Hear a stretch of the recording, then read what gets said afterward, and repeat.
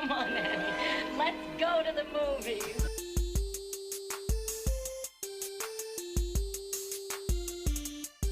This is the Cinereelists, episode 533. My name is Kyle. My name is James. And my name is Zach. And we're here to talk about movies, movie lists, and movie obsession for the next hour or so. I did not realize it was Wear Your Hat to Podcast Day. Every week is Wear Your Hat to Podcast Day. I missed the memo. Maybe you guys forgot to message me on the Discord or something, but I thought you would have assumed. Yeah. Hatless. You know what assume is short for? Assume? Yes, that would be assume is short for assume. Assume is short for assumed. Okay. You're right. Yeah. That's what it's short for. Yes. Can't you scrounge a hat real quick? No. Okay, Zach, how long you've known me for how many years? Yeah. You don't have a hat? You got a hoodie. When describe the last time you can remember me wearing a hat, like a baseball cap. Kyle doesn't wear baseball distinctly remember a caps? picture of you when you're 8. Yeah, wearing a 8 hat. Exactly. Have you seen me in a hat since middle school? No. There you go. Why has You're very Kyle not self-conscious. worn a Why has He's Kyle self-conscious not about it. worn a hat since middle school? I don't wear Does hats. not make any sense to me. It's a thing. He has a phobia. It's not a scared of phobia. You're a little defensive about it. It wraps around your head. That's not comfortable at all. Where does the rest of my head go? He's got an irrational fear of Seriously, hats. Kyle, That's why don't you? I have to know this. Why don't you wear a hat? It's just not a part of your world, or what? What is the? I don't. Yeah, understand I don't this. know. It's just not a part of my wardrobe. I don't wear hats. I mean, I'm like, not saying you have to wear it every day, but like, there's not a day, 365 days a year, where you wear a hat. I like a baseball cap. That's No, crazy to me. I don't. That's I don't think. insane. I If don't know the Cinereelists last was a time. musical, there would now be a song about him and hats. I don't And wear it a would be baseball his cap. villain origin. Yeah. Villain. All right, so there was I for a brief hot minute I you- wore a hat in college. We were bowling with friends, so I put I had a nice baseball cap, and I wore it to bowling, and some of Did my someone say friends something? no, they didn't recognize who I was for a couple of minutes. They're like, who's this guy bowling with us? Like, these are my roommates, like people I lived with. Hold on. Did Aren't not these the people recognize that me in a already hat. called you Carl? No, it's a different people. Perhaps these people. Okay. It seems in college you're very unrecognizable. Is that no? This is a different group of friends. Okay. Yeah, like the even just me wearing a hat, they're like, "Who is this person?" Like, "Oh, it's Kyle." So yeah, I don't wear hats. It's also usually can't tell because it's Sunday nights, but I do have hair and I do put some product in my hair. And once I put a hat on, it's all bets are off on that. So like, Well, that's why you I'm- wear a hat, so you don't put the product in it. You just throw a hat on and nobody cares. yeah, no, doesn't work. I'd rather choose the former than the latter. I have never ever heard of anybody James, you are literally speechless. never wearing a hat. I mean, that's crazy. James, so like, if you go to I a just want you to- baseball game, you don't put a hat on. I mean, not that you have to at a baseball game. I'm just saying you've never put a hat on to do something like go to a baseball game, which is very common to wear a hat at. No, the last time I was at a baseball game, I did not have a hat on. My son did. I did not. Oh, so you allow him to wear them. You just- Yeah, I mean, he can. It's his hair. He can do whatever he wants with it. But this I just main. want everyone listening at home to just realize that this is the man whose Fig Newton opinions you take stock in. This is where you get your Fig Newton information from. Come on, All right. hatless. Some truths of the world. Fig Newtons are amazing. Hats are stupid. What else we got? Let's keep going. This I know to be true. Is there everything in the universe is on a spectrum for you between Fig Newtons and hats? Mhm. Like those are the two ends of the spectrum. It's just like, where does everything fall? Yeah, like our Zach, you're a Fig Newton to me. James, you're moving towards the hat end of things right now. Keep it up, buddy. That's fine. I'll live Amazing. on the hat side. Amazing. I'm fine with it. Welcome Yeah. to the podcast. Thank you. Do you have something else to add about hats, Kyle, before we move on? No, I think we can table this for now. All right. For Halloween, he just wears a hat.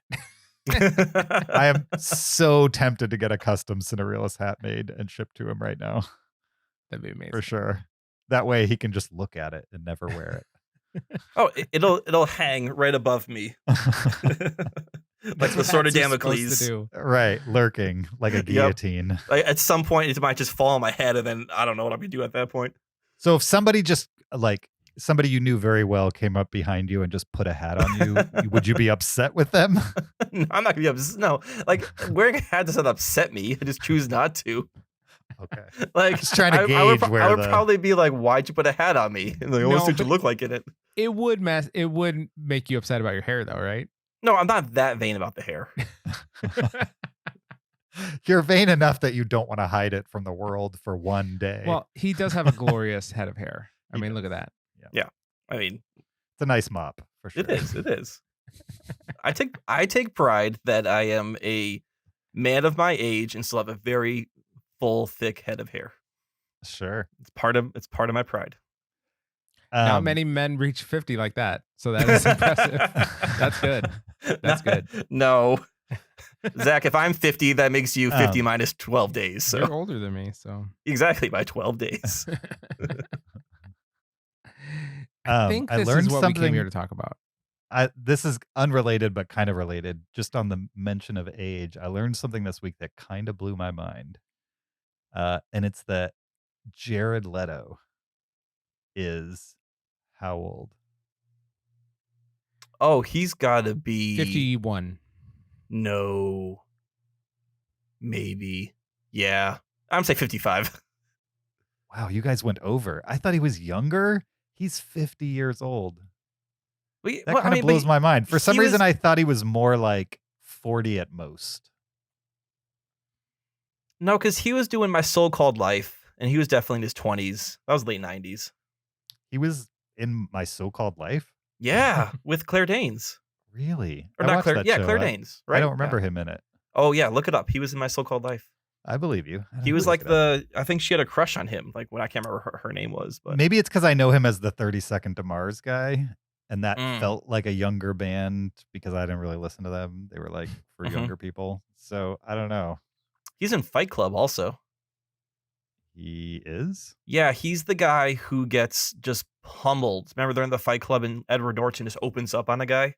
Mm-hmm. He like said something like, I wanted to destroy something beautiful. I'm pretty sure Jared Leto was the something beautiful that got destroyed. Interesting. Yeah, I mean, I've seen photos of him recently, like at the Met Gala, and that dude has to dye his hair. There's not a chance somebody that's 50 has jet black hair like he does. Like not a single gray hair on his head or in his beard. Like, I mean, maybe he has the same genes as all those Saudi kings with their jet black hair.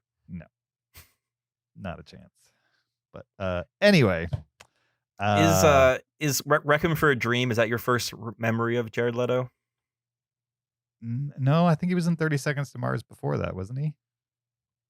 I thought that could be around the same time. Could be. I remember that's song. That's the first time I noticed him. Was like, in a band. I think he's good in Requiem for a Dream. Like, yeah. That's the first time I was like, oh, okay, this is the guy from the band and he can actually act. Oh, so you knew him from the band before you knew him from as an actor. I feel like that's true. Interesting. But it might not be. I mean, if that's the case, then you've come to him, I think, in a different way than most people. I assume most people know him as the actor first, and then as the lead singer of 30 Seconds to Mars. That's entirely possible. It's like, do you know Bruce Willis? Like, oh yeah, the jazz singer.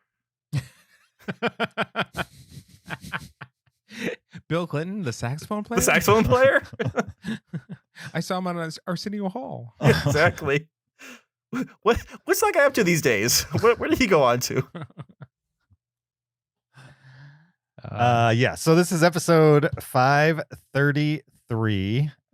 Thanks for joining us for this very special episode. This is the second time we've done an episode like this. This is a blind spots episode where we watch movies that 2 members of the podcast have seen and have given high marks to, and one of us hasn't seen them. And so we each find a movie with those qualifications, and then we are forced to watch said movies. So this week we're going to watch The Adventures of Robin Hood, Paris is Burning, and The Northman, or we watched them rather, and now we're going to discuss them right after we do a little bit of housekeeping. Don't forget, there's a video version of this podcast on YouTube. Go to YouTube, search Cinereelists, REEL with an S on the end, and you can watch the episode while you listen to it. You could also support us on Patreon at patreon.com/Cinereelists. Support the podcast, get extra after show audio, as well as other Cinerealist swag. You could leave us an Apple Podcast review, 5 stars only. You could also send us a listener email to heyguys@cinerealist.com. Send us a comment, a question, a list suggestion, a movie suggestion, any of those kinds of things we enjoy getting. Before we jump into our blind spots for this week, I heard a rumor that Zach has collected some statistics specific to how we came up with these 3 movies. Go ahead, Zach. Oh, James, that's some hot tea right there. It really is. Really is. I can tell you've been watching Paris is Burning, Kyle. Those kind of zingers. Kyle is voguing for those not watching. That was a visual YouTube. gag. That was great. That was great. Okay, so what a blind spot is what we determined is movies that 2 of us have rated 5 stars and Mhm. 1 of us hasn't seen.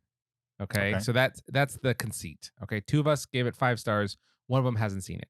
So in order to determine that, I had everyone download their Letterboxd ratings and give them to me. So I have every movie that James, Kyle, and I have watched and rated on Letterboxd, and then I crunched some numbers in Excel and came up with just a bunch of interesting little anecdotes about our movie similarities and differences. Okay. So the first thing I determined was what our movie blind spots were. So that was movies that 2 of us gave 5 stars and the other one gave nothing to, because they hadn't seen. And curiously enough, there was only 1 movie for both James and Kyle that fit the criteria for. So there was only 1 movie that Kyle and I gave 5 stars that James hadn't seen. There was only 1 movie that you and I had James, seen. yeah, and Kyle hadn't seen. For James and Kyle, there was no movie that you had both given 5 stars that I hadn't seen. So instead, we went with one that one of you gave 4.5 stars and one of you gave 5 stars. How many options were there with that one? Only 1. Only 1. Okay. Wow. Yeah, of those options, yes. So it very interesting that it made the decision very easy, right, about what movie we were doing. Sure. Do you think this is because we've made a point to watch each other's top 100 movies? So we've probably seen the majority of the 5-star movies each other person has seen? I think if one of us loves a movie, they talk about it a lot. Yeah. We hear it a lot, and eventually we go see it. But there are, how many movies do you think all 3 of us gave 5 stars to? So I know this answer because I crunched these numbers 6 months ago. What do you got? What do you think it is? I believe the answer is 12. That is incorrect. Can I go higher or lower? Yeah. Is this closest to the pin? Yeah. Okay. I will say 13. You're wrong. Kyle's right. was There's lower. 11. There's 11 movies. It was 11. 11 movies. I would like you guys to go back and forth and guess what those 11 are. Jurassic Park. Jurassic Park is one of them, absolutely. Back to the Future. Back to the Future is one of them.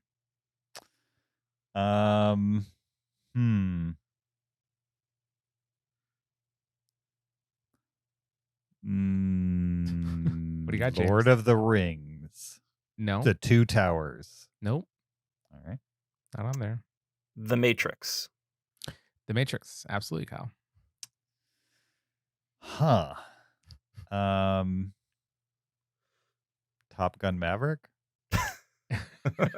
No, because Kyle gave that 4 stars.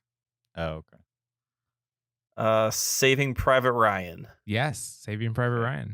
Schindler's List. No. Which one of you didn't give that 5 stars? I know. It wasn't me. It must have been Zach. I could tell you that answer if you want to know. I feel like I would have given that 5 stars. I gave it 5 stars. Kyle gave it 5 stars. James, Me? 4 stars. 4 star. Wow. Okay. Not enough for you, James? Needed some more drama in there? I don't like black and white movies. There's some red. Whose turn is it? Mine? How many of these are we going to do? There's 11. If you know it, shout it out. How about Blade Runner? No, because James gave it 4.5. Man, I am brutal. Ooh. Yeah. You're one of the spoilers on Blade Runner. Children of Men? Children of Men, absolutely. Okay. Gravity. The Shining? Not Gravity, not The Shining. Okay, here's the list. Okay. Back to the Future. Mhm. Braveheart. Braveheart. Children of Men. Jurassic Oh, Park. wait. The Gladiator. No. Who didn't give Gladiator who gave 5 stars? Probably me. That might be me. That could be me. I'm not sure. Apparently y'all hate Gladiator. Jurassic Park. Raiders of the Lost Ark. Raiders, yeah. Room. Oh, I was right. surprised we all gave Room 5. Saving Mhm. Private Ryan. Spider-Man Into the Spider-Verse. Okay. Okay. Yep. The Dark Knight. Dark Knight. The Matrix, and Whiplash. Whiplash. Okay. So if there were like a Cinereelist canon, those are the 11, right? That we can all agree on are awesome. I guess. I took this data several months ago. I didn't go as in depth as you did, Zach, but there is a Cinereelists letterbox account with every movie we've seen with the average rating. Yeah. So, right, if people want to see how we feel overall about a movie, they can go to the Cinereelists letterbox account and they can see all those movies we gave 5 stars. And Are you keeping it updated? I haven't updated it in the last couple months, but that's not that hard to do. I mean, Okay. James is pretty bad about logging things in his letterbox, so I'm really good at it unless we talked about it. Then I'm bad at it. well, that's what I'm talking about. Like the show movies have not made it into the. That's because at the Letterboxd, end yeah. of the year, I know I can just fix it. You're right. So it's as updated as it can be for right now. But I know there's things missing. Sure. Okay, there's 6 movies that almost made it to the Cinereelist canon because 2 of us gave us 5 stars and 1 of us gave 4.5 stars. I'm going to say the movie, and you guys guess who the spoiler is. Who kept Okay. it? Who gave it a 4.5, not a 5? Okay. Blade Runner. James. He gave it a 4.5. Eternal Sunshine of the Spotless Mind. Me. No, that was not me. It was Yeah, that was Kyle. me. Yep. Yeah. It's good. Inglorious. Zach. Zach. That was me. Yep. Monty Python and the Holy Grail. Me. Zach. Me. Yep. I was a spoiler. James gave it a 5. There Will Be Blood. That might be Zach. me. That's Kyle. Oh, okay. Yeah. And Everything Everywhere All at Once. See, I don't I know. think it was me. I can't remember who gave it the 4.5. Because Zach, you've seen it, but you haven't talked about it yet. You both gave it a 5. I gave it a Okay. 4.5. All right. So Zach. Yeah. So those are our 6 runner-ups. Oh, so you liked it then? Oh, yeah. Yeah. I guess we haven't talked about it. I really liked it. Yeah, that's like James and I have talked about it a ton, but you haven't Yeah. at Next all. last 10 top 10, I'll talk about it. Sure. Does anyone have a guess about what the lowest rated movie we've all seen is? Yeah, it's Indiana Jones and the Kingdom of the Crystal Skull. That's right. Yeah. Yeah. One of us liked it more than the others, though. Who liked it more? I may have it at 1 star. Kyle liked it more. Yeah, I like the half star better than you Kyle guys liked it twice as much as we did. did. It's James and I twice gave it the a better half star. movie. I mean, And he gave it 1 technically, star. I like it 0, but you have to give something half star on Letterboxd. So. Yeah. And Kyle decided to give it a full star. Mhm. Yeah, I liked that moment when It was over. I don't know if I like the moment. I don't know why that's a 1 star movie. I like the aliens. That was really cool. No. The fire ants. Remember the monkeys swinging from the vines? That was So fun. bad. Okay. There's 5 movies. So that's the only movie that all of us had seen that we all universally hated. Okay. every other movie that all three of us have seen never dipped that low. Okay. But there are 5 movies that only 2 of us have seen that dipped that low. So there's 5 movies that 2 of us have seen that we just absolutely hate, and the other person just hasn't gotten around to see it. So kind of maybe the Bizarro World version of this episode would be we watch that movie. Oh, Hate I'm spotting. down for that. See if we hate it as much as the other ones do. I I'm down like for that. The hate, yeah. Yeah. Hate okay. watching. Can anyone guess one of the 5 movies that 2 people hate so much and one person just didn't even bother seeing? And the third person has not seen it all. Yeah. That 2 people hate so much. I'm trying to think what I've given half a star. I will. I mean, I most will of the say- crap I give half a star is like Smurfs and stuff like that. Like stuff that's really not made for me anyway. Sure. Emoji Movie? No. Okay. Okay. I'll go through the list. Here are the 5 that 2 people gave the lowest possible ratings they could. 4 Christmases. That would be you two. Yeah. I don't remember that movie. You hate it, apparently, Okay. according to Letterboxd. Identity Thief. Yeah, I don't like that movie. I haven't Yeah. seen that one yet. That's you two Kyle again. hasn't seen that one either. Paparazzi. All right, it's you two again. That's us Oh, two. yeah. I remember that movie, but it's not good. Yeah. It's not good. Planes. You two again. Yeah. No, that's you and James. Oh, that's I have. I think oh, I've since defended Planes. Oh, really? I forgot about Planes. Yeah. The And Pixar the- knockoff. The last one is the Pink Panther. Oh, with Oh, Steve with Martin's Steve Pink Martin. Panther. That's terrible. Yeah, I haven't seen it. I can't believe they made a sequel to that. Maybe his only sequel? Is that his only sequel? No. Steve Martin's only sequel? No. Father of the Bride 2. You're right. Mm. Right. He has another. The 4 amigos. Planes, trains, automobiles, and space shuttles. Planes, I think I was out of line. I don't think it's a half star. I think I was You I've grumpy changed that my day? opinion. It's like it's easy 1.5 to 2 stars. I'm not going to revisit it, so I'll stand by my half star. I didn't Okay. revisit it. I just changed my opinion over time. Here's the next question. I know how many movies all 3 of us have seen. Mm-hmm. So how many movies are there out there that all 3 of us have watched? Like, not like movies that just James has watched plus movies that just Kyle has watched. I'm saying all 3 of us have watched these titles. How many of those films exist? Closest to the pin, James, what's your guess? How many films have all 3 of us seen? I don't remember how many you guys have seen total because I imagine the number would have to be lower than that. It lower would have than to be. lower than whoever the smallest amount of movies Yeah, that's Kyle. total watched, right? So Kyle, how many movies have you seen? I think Kyle should answer this first since he has a baseline and I don't even have that baseline, So I've seen 2,100 movies around there. right? Again, this may not be fair because I've run the Cinereelists letterbox page. I kind of That's know why you this. should go first. Okay. I want to say it's 1,400. Okay. And I'm James, going to higher or say lower? it's 1401. It is it's lower than 1,400. Darn it. We have there are 1,320 films that Oh, all 3 of us have seen. close. 1,321. Okay. 1,320 films. Now here's the next question. I find this fascinating. How Okay. many movies have 2 of us seen? 1,452. Okay, higher or lower, Kyle? Wait, that only 2 of us have seen? Only 2 of us have seen. But out of the 3 of us, any 2 of us. Any Yeah. 2 of us. Yeah, I'm going to say higher than that number. Okay. No. So 3 of us had seen 1,320. 2 of us have seen 1,319. What? One less? It's One less? Yeah. That's crazy. Yeah. I don't know if that's just a crazy coincidence or like a law of large numbers or something, but isn't that wild? It also could be Wow. that my letterbox isn't super updated. Right. But as you update it, it would bump up both numbers, basically. That's true. Mhm. Yeah. Wow. Okay. And how many movies has only one of us seen? So that's basically take every movie you've seen that the other person hasn't seen, right? How many movies have only one of us seen? 2,200. No, yeah, 2,200. Okay, Kyle. I'm going to say higher than that. It Just is 3,010. It's because of James. Like James, you've watched like 4,000 movies.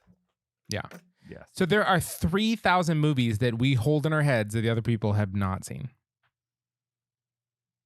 And we watched 3 of those this week. You assume I'm holding them in my head. Yeah, I There's understand. little chance of that. Okay, how many I believe there's movies- only like maybe 600 or 700 holding in my head, and all the rest are just gone. All right, how many movies has James seen that Kyle and I have not? Oh, that both of us have not seen. Yeah. How many movies? James, you get to guess first. How many movies have you seen that we haven't seen? 2,400. That's a lot of Lower. movies, James. Lower. 1,948 movies. I was thinking 1,500. That was my Yeah. I number. mean, it was lower, but only by 500. I know. I'm joking. You've seen 2,000 movies that we have not seen. Doesn't surprise me. How many have I seen that neither of you have seen? Ooh. I'm going to say 1,000. 600. Okay. 692. Oh, wow. And then how many movies has Kyle seen that neither of us have seen? 500. It's probably lower than that. 370. Yeah.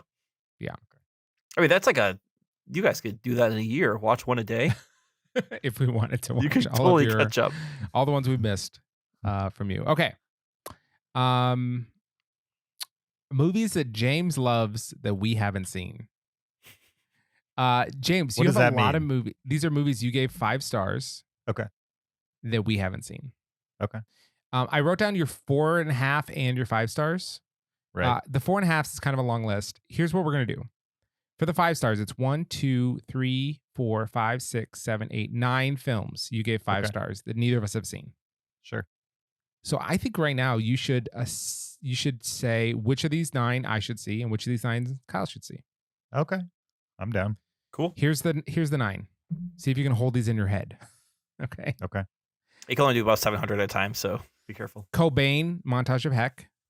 Oh, that's a good one. Yeah. Cries from Syria. Ooh. I mean, that would be very mean for me to assign you. Gleason. These are all brutal. Like Cobain, Montage of Heck, isn't that brutal? But the last 2 were brutal. They're all documentaries so far, too. Yeah. Paranormal Activity.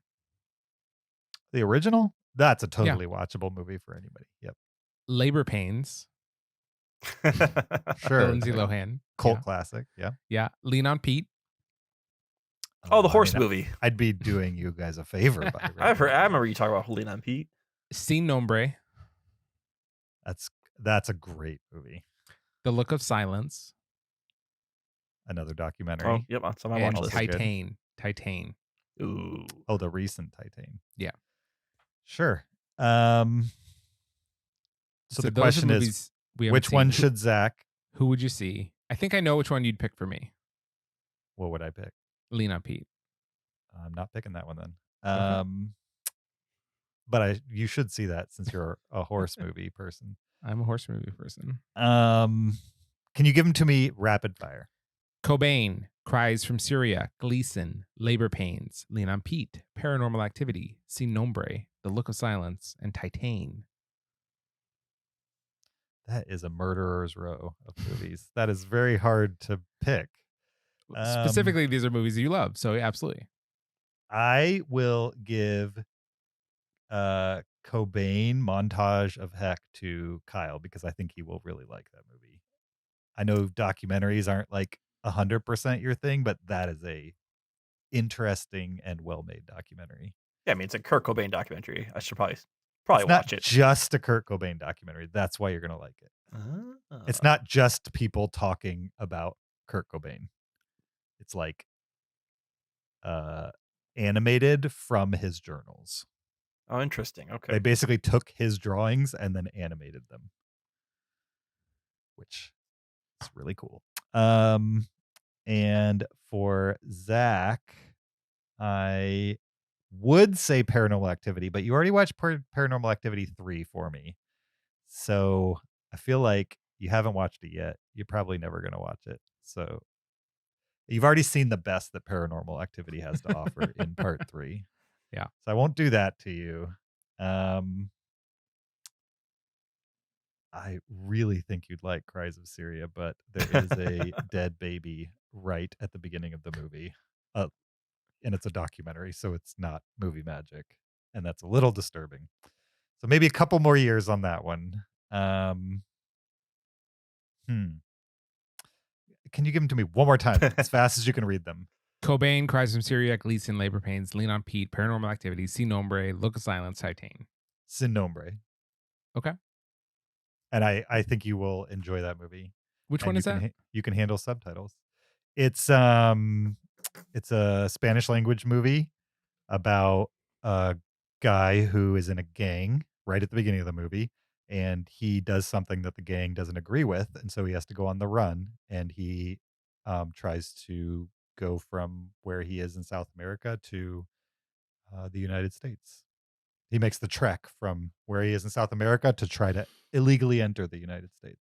Sounds good. So it's a road movie. Okay. He's got about 34 and a halves. So I don't think I'll list them, but That's okay. Kyle, movies Yes. that he loves that we haven't seen. He only had one thing listed that he gave 5 stars that we hadn't seen. Okay. And it's What not a was that? movie. Oh, is Nirvana it Unplugged in New York? Yep. Oh, wow. I picked you Nirvana. marked that as watch? That's not a movie. When I first got on Letterboxd, I marked everything, and then I've been slowly trying to like unmark TV specials and things like that. So I'll need to uncheck that one. He only It's has fine. I regularly 4 mark TV specials. So I'm just giving you a hard time. Okay. He only has 4 that he's rated 4.5 that we haven't seen. Okay. So for the Fair. most part, we've seen his favorite stuff. Yeah. And 2 of them are not movies. Eddie Murphy, Delirious, Mhm. and Flea. Okay. Well, Flea's a movie. Flea's a movie? It's a documentary. Yeah, Yeah. Flea is a documentary. Yeah, it was Oh, that one. nominated for Okay. best bunch was- of picture. I was thinking about awards. Fleabag. No. Not Fleabag, the TV show. No. Okay. No. Also, the 36th Chamber of Shaolin Mm-hmm. and The Spy Who Came In From the Cold. I don't know what that is. Ooh.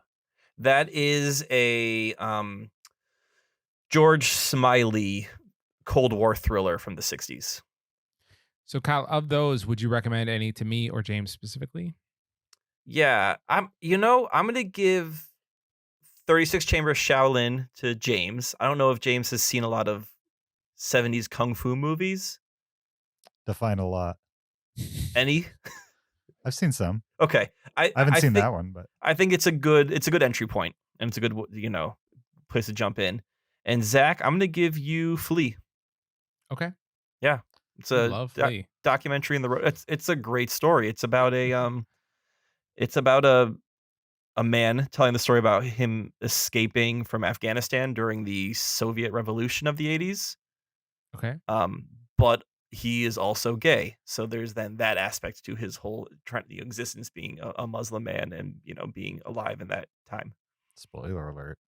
I don't think it's a spoiler alert. I think it's on the I'm totally byline. interested in Flea.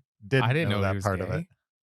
That was going to be revealed. It was going to spur the momentum of the whole film. All right. Well, sorry for spoiling Flea, guys. Movies that I love that you guys haven't seen. Again, there's a lot of 4.5s here, but there's only 2 5s. Okay. Only 2 5s. One is The Crowd, I don't know which what is that it's a silent film from the 20s, I believe. So I'll Is it take that like one. Is it like a 15-minute silent film or like a full-length silent film? Maybe 3 hours. I'm not sure. It's a long. 3 We're hours? talking like a D.W. Griffith style. Yeah, No. Here, Kyle no. can have that. Hold on. Let me explain Crowd to you for a second. Just a second. 1928, they invent sound, right? Talkies. Mhm. And like instantly the quality of film went way down because they had to cameras couldn't move anymore because the sound equipment was so huge and fragile that they had to lock down cameras. So it set down like the cinematography of movies back like 15 years, right? Like there's a noticeable degraded quality from 27 to 29. Okay. Wait, so sound set movies back to before there was movies? No, there's been movies for decades before that. Decades. There were movies in the 1890s. Yeah, but I don't think the cinematography in the 1920s was worse than the cinematography in the 1890s. We're talking like horse running on a treadmill cinematography style. Yeah, that's 1890s, but I said 15 years, so that takes us back to like 1915 or 1914. Okay, Honestly, anyway, the movie quality degrades quite a bit. Yeah, But I agree with you on that. We're splitting hairs. I'll agree with you on that. movies that did not go that route, that said like, well, we're not going to do sound for a couple more years, they're like the best of the best as far as like silent films go, because they continue that progression. They just skip sound. So I think Crowd is from like 1929. So talkies were already invented, but this is a silent film, and the cinematography is amazing. It's incredible. I'm not going to do that. Well, here's the thing. The Crowd is watchable. The Crowd is fun. Like, The Crowd is actually worth watching. My other 5-star movie is History du Cinema 3, A New Wave. And this is an experimental avant-garde film that I think I gave it 5 stars because the rest in the series, there's like 7 or 8 in the series, are borderline unwatchable. And this one actually I liked. So I think in comparison to the others, I gave it 5 stars. I guarantee you've never watched a film like this. You've never sat through a film like this. It is it's a pastiche film by a French New Wave director talking about philosophy using clips from old movies in like a montage. Okay. So who gets what? I don't know who's gonna. I feel like you're doling out punishments here. No, I'm not. It's Jean-Luc Godard. Who likes Jean-Luc Godard? Neither of you. I mean, I've seen one. Did he do Alphaville? All right.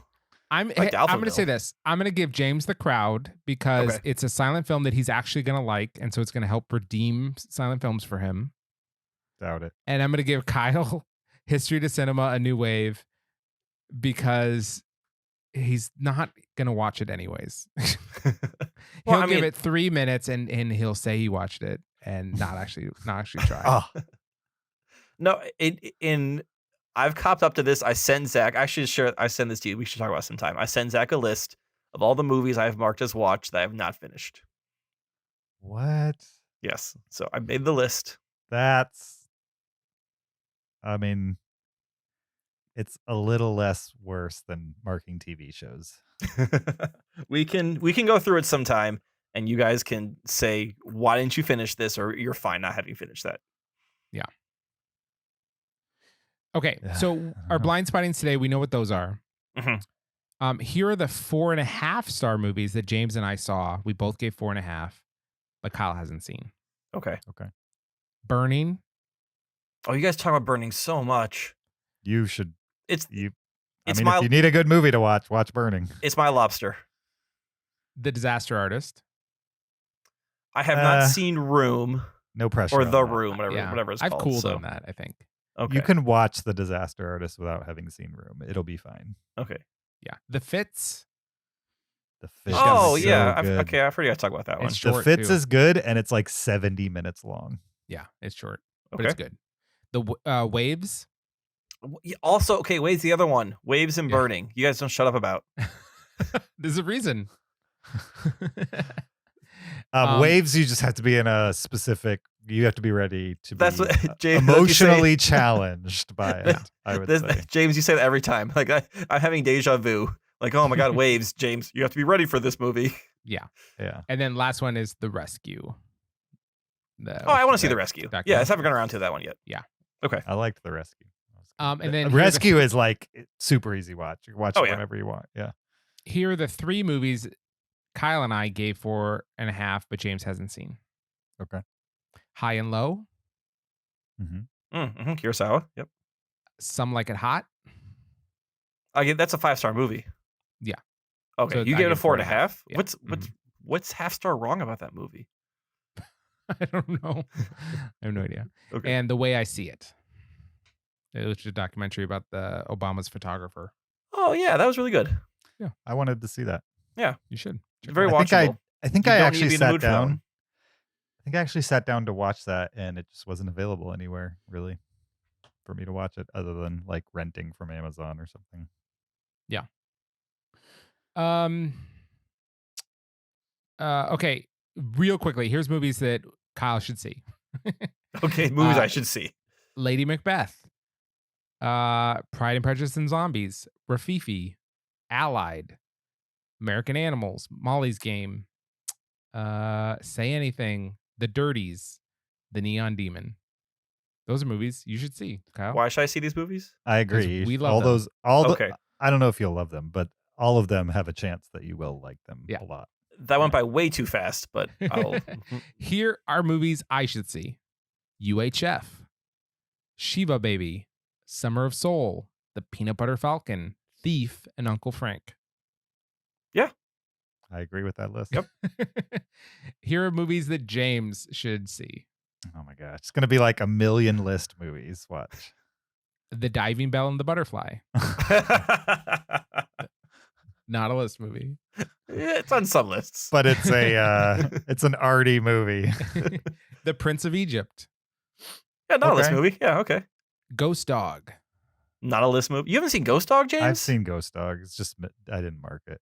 Oh. All right. Rome Open City, The Exterminating Angel, The Long Goodbye, To Be or Not to Be, Who's Afraid of Virginia Woolf, All About Eve, Harry Carey, In the Heat of the Night, Lawrence of Arabia, Judgment at Nuremberg, and The Great Dictator. Mostly list movies. That there. all makes sense. Yeah. Okay. Let's get away from those kind of things. Okay. I know your average rating for a movie. Okay. James, what do you think your average rating for a movie is? 3.26. 3.03. Okay. So the average movie you give pretty much 3 stars right on the nose. Sure. Kyle, what's your average rating? 3.43. 3.3. 3.3. Okay. So your average movie, 3.3. My average movie is 3.29. So I would say Kyle and I are statistically pretty much the same. I think Zach, both you and I, if we see a movie and we enjoy it, it's a 3.5 star. Right? Yeah, Zach? exactly. Yeah. So I think that's why we're a little higher than James. Where James is probably, I saw a movie, I liked it, it's a 3 star. Yeah. So James' average is 3.03. I don't think that's true. What? I think I've seen more movies and I've also seen more bad movies, and that drags my average. That's down. pushed you down. Okay. I mean, you definitely have seen more movies. I'll agree with you on that one. Well, that brings me to my next thing. What's the average rating James gave to movies that he's the only one that's seen? Oh. So these are the 2000 movies that are the only ones you've seen. What's your average movie rating for them? 2.48. I don't know. It's 2.76. I was gonna say 2.9. Okay. Okay. So it's about it's a quarter star less than your average. Mhm. Okay. So it did drag it down. Totally. For Kyle, what's your average for movies that only you've seen?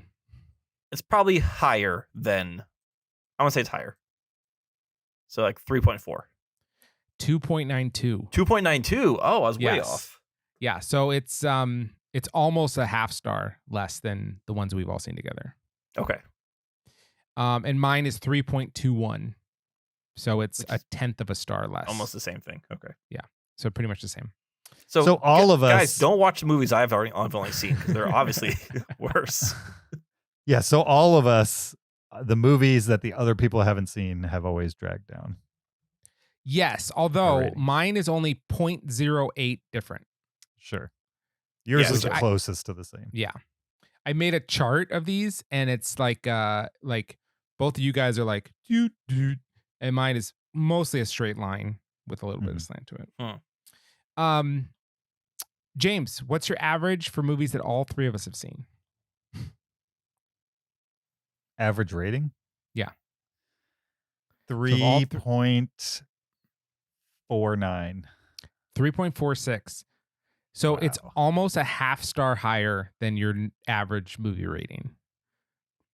This makes sense. Yeah. to me. Kyle, what's yours? 3.52. 3.48. So okay. almost identical to James's, 3.5 stars. Mhm. And mine is 3.39.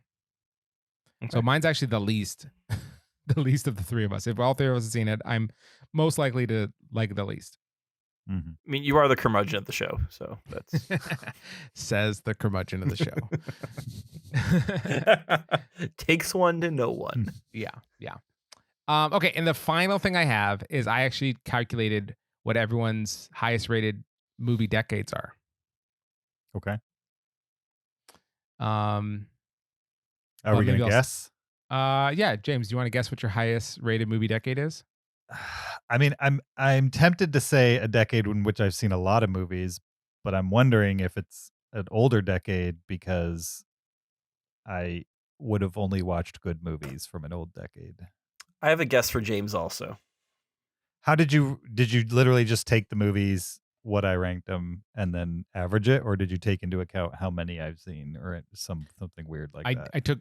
I only threw out one decade because you'd seen one movie from it, and so it didn't. Okay. I couldn't average it, but Other than that, otherwise it's just straight average. Yeah. So probably like 1970s Okay. You think that's your favorite decade of film? by Letterboxd star ranking. Yeah. Maybe. Okay. I want to say there's a chance for James is 2010s. I know you've seen a lot more from the 2010s, so that could drag it down. But yeah, I think I've seen too many. He there's a chance there. liked the 70s better than 2010s. Okay. Yeah. His least favorite was the 90s. Sure. His average rating was 2.8.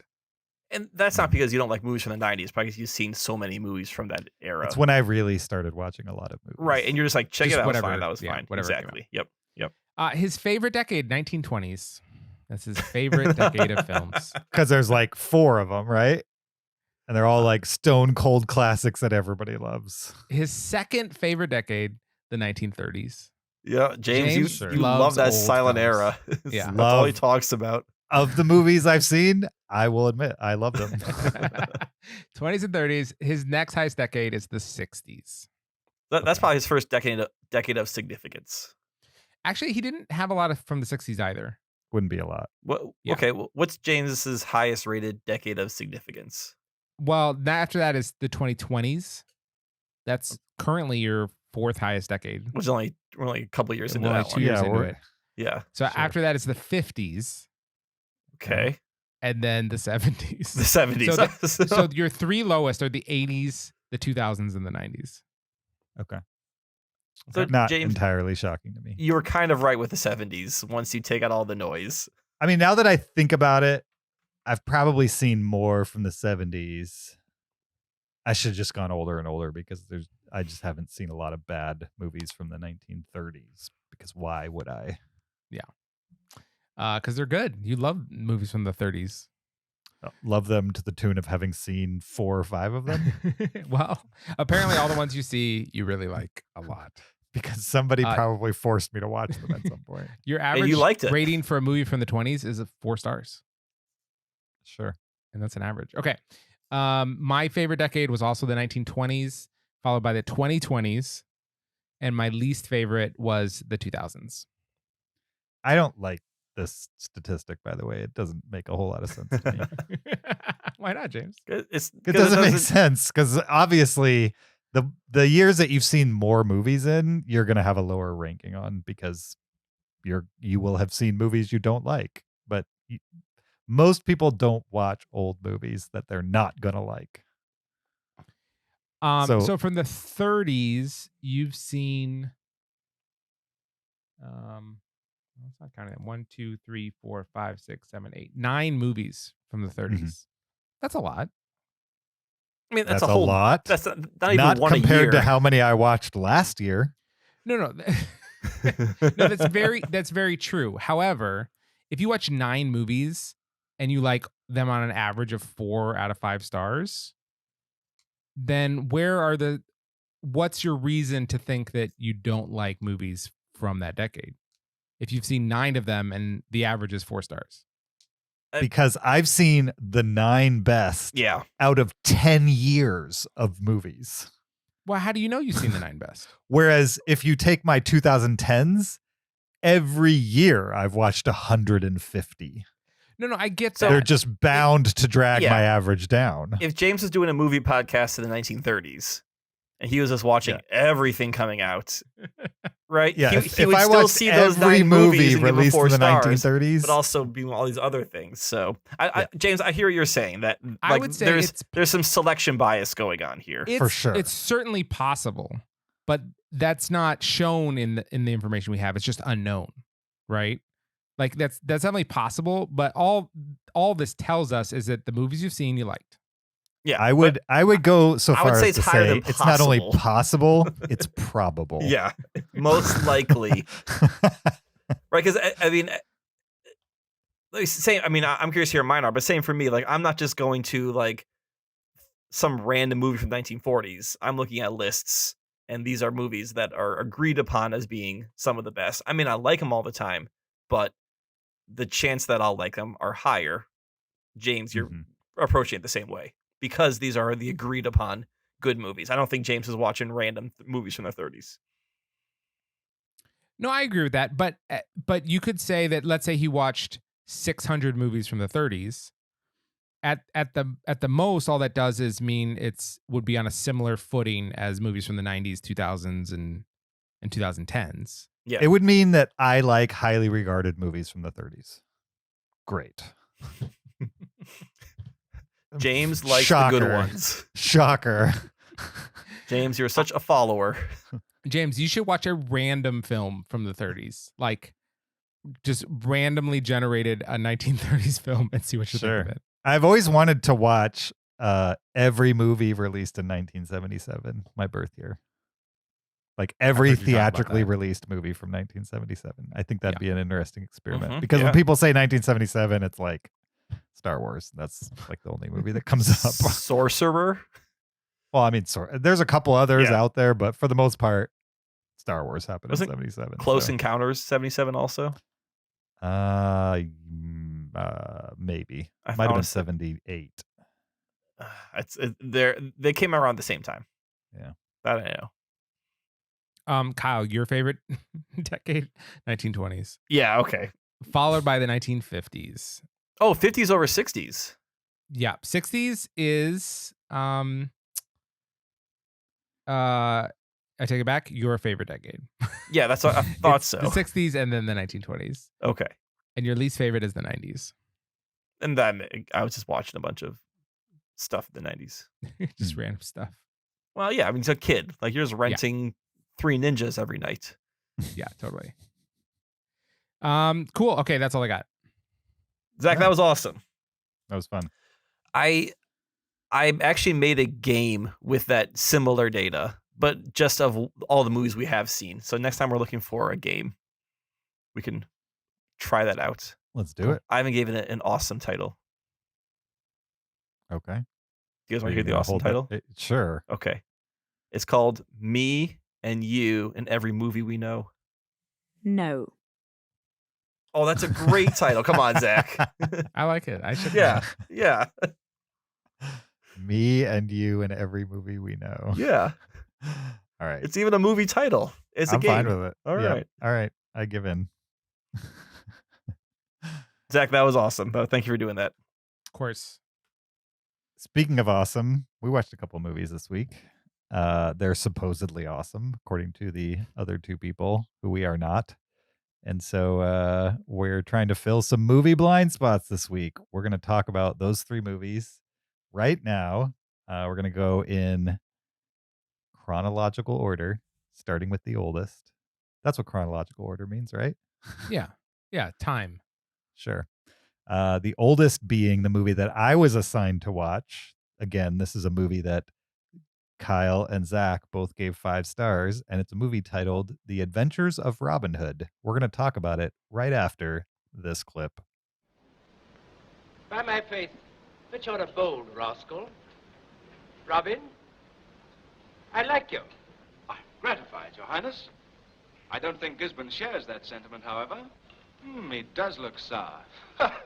What's the matter, Gisborne? Run out of hangings? I know a ripe subject for one. You'll excuse me, Your Sit Highness. sit down, my dear. He'll not harm you. Sir Robin, this is the Lady Marian Fitzwalter. I hope my lady had a pleasant journey from London. What you hope can hardly be important. What a pity her manners don't match her looks, Your Highness. You hear that, gentlemen? Here's poor Gisborne so in love with Marion he daren't say boo to her. And this saucy fellow gives her better than she sends. My lords and ladies, I would like to present to you Sir Robin of Locksley.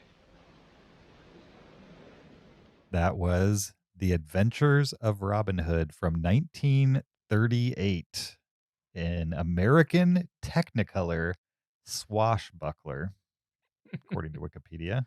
Yeah. Directed by Michael Curtis and William Keighley, starring Errol Flynn, Olivia de Havilland, Basil Rathbone, Claude Rains, and Una O'Connor.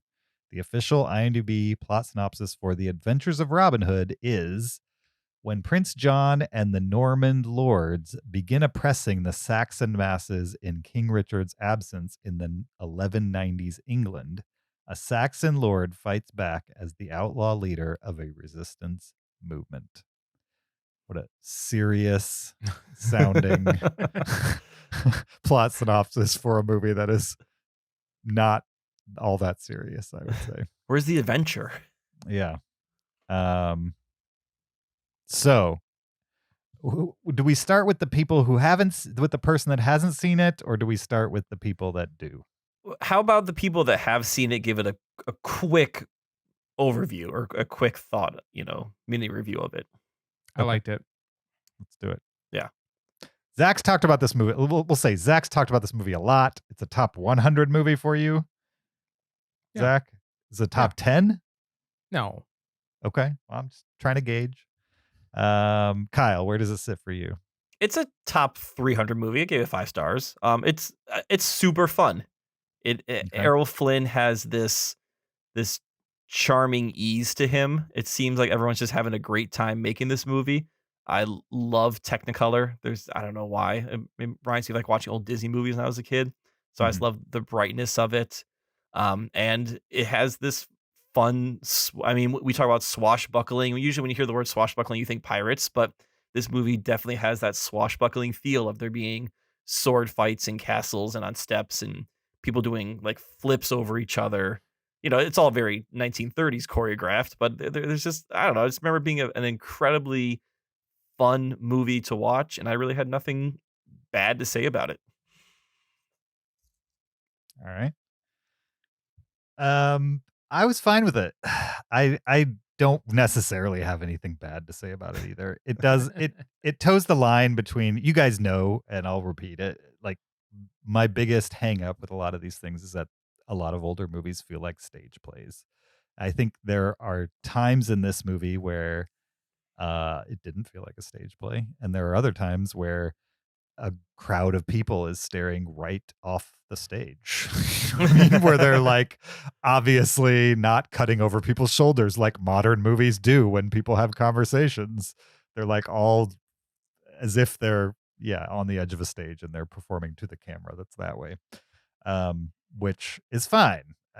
It's how they made movies back then. So things I liked about it: it moved pretty fast. Like it never really sticks with one scene for too long. The singing was, short. I don't even remember the singing. It's a super colorful movie. I really liked the color of the movie, like the color pops, the Technicolor aspect of that. I think makes it better than it probably would have been without Technicolor. Like I think if this was black and white, it wouldn't be near as interesting to me just visually. Even if it was like a normal color, it probably wouldn't be as interesting to me visually. But with those like insanely bright colors, it's fun to watch on that level. Also with the pace combined with the length, it didn't feel over long. And also, not to ruin the experiment here, but I'm pretty sure I've seen this before. Oh no.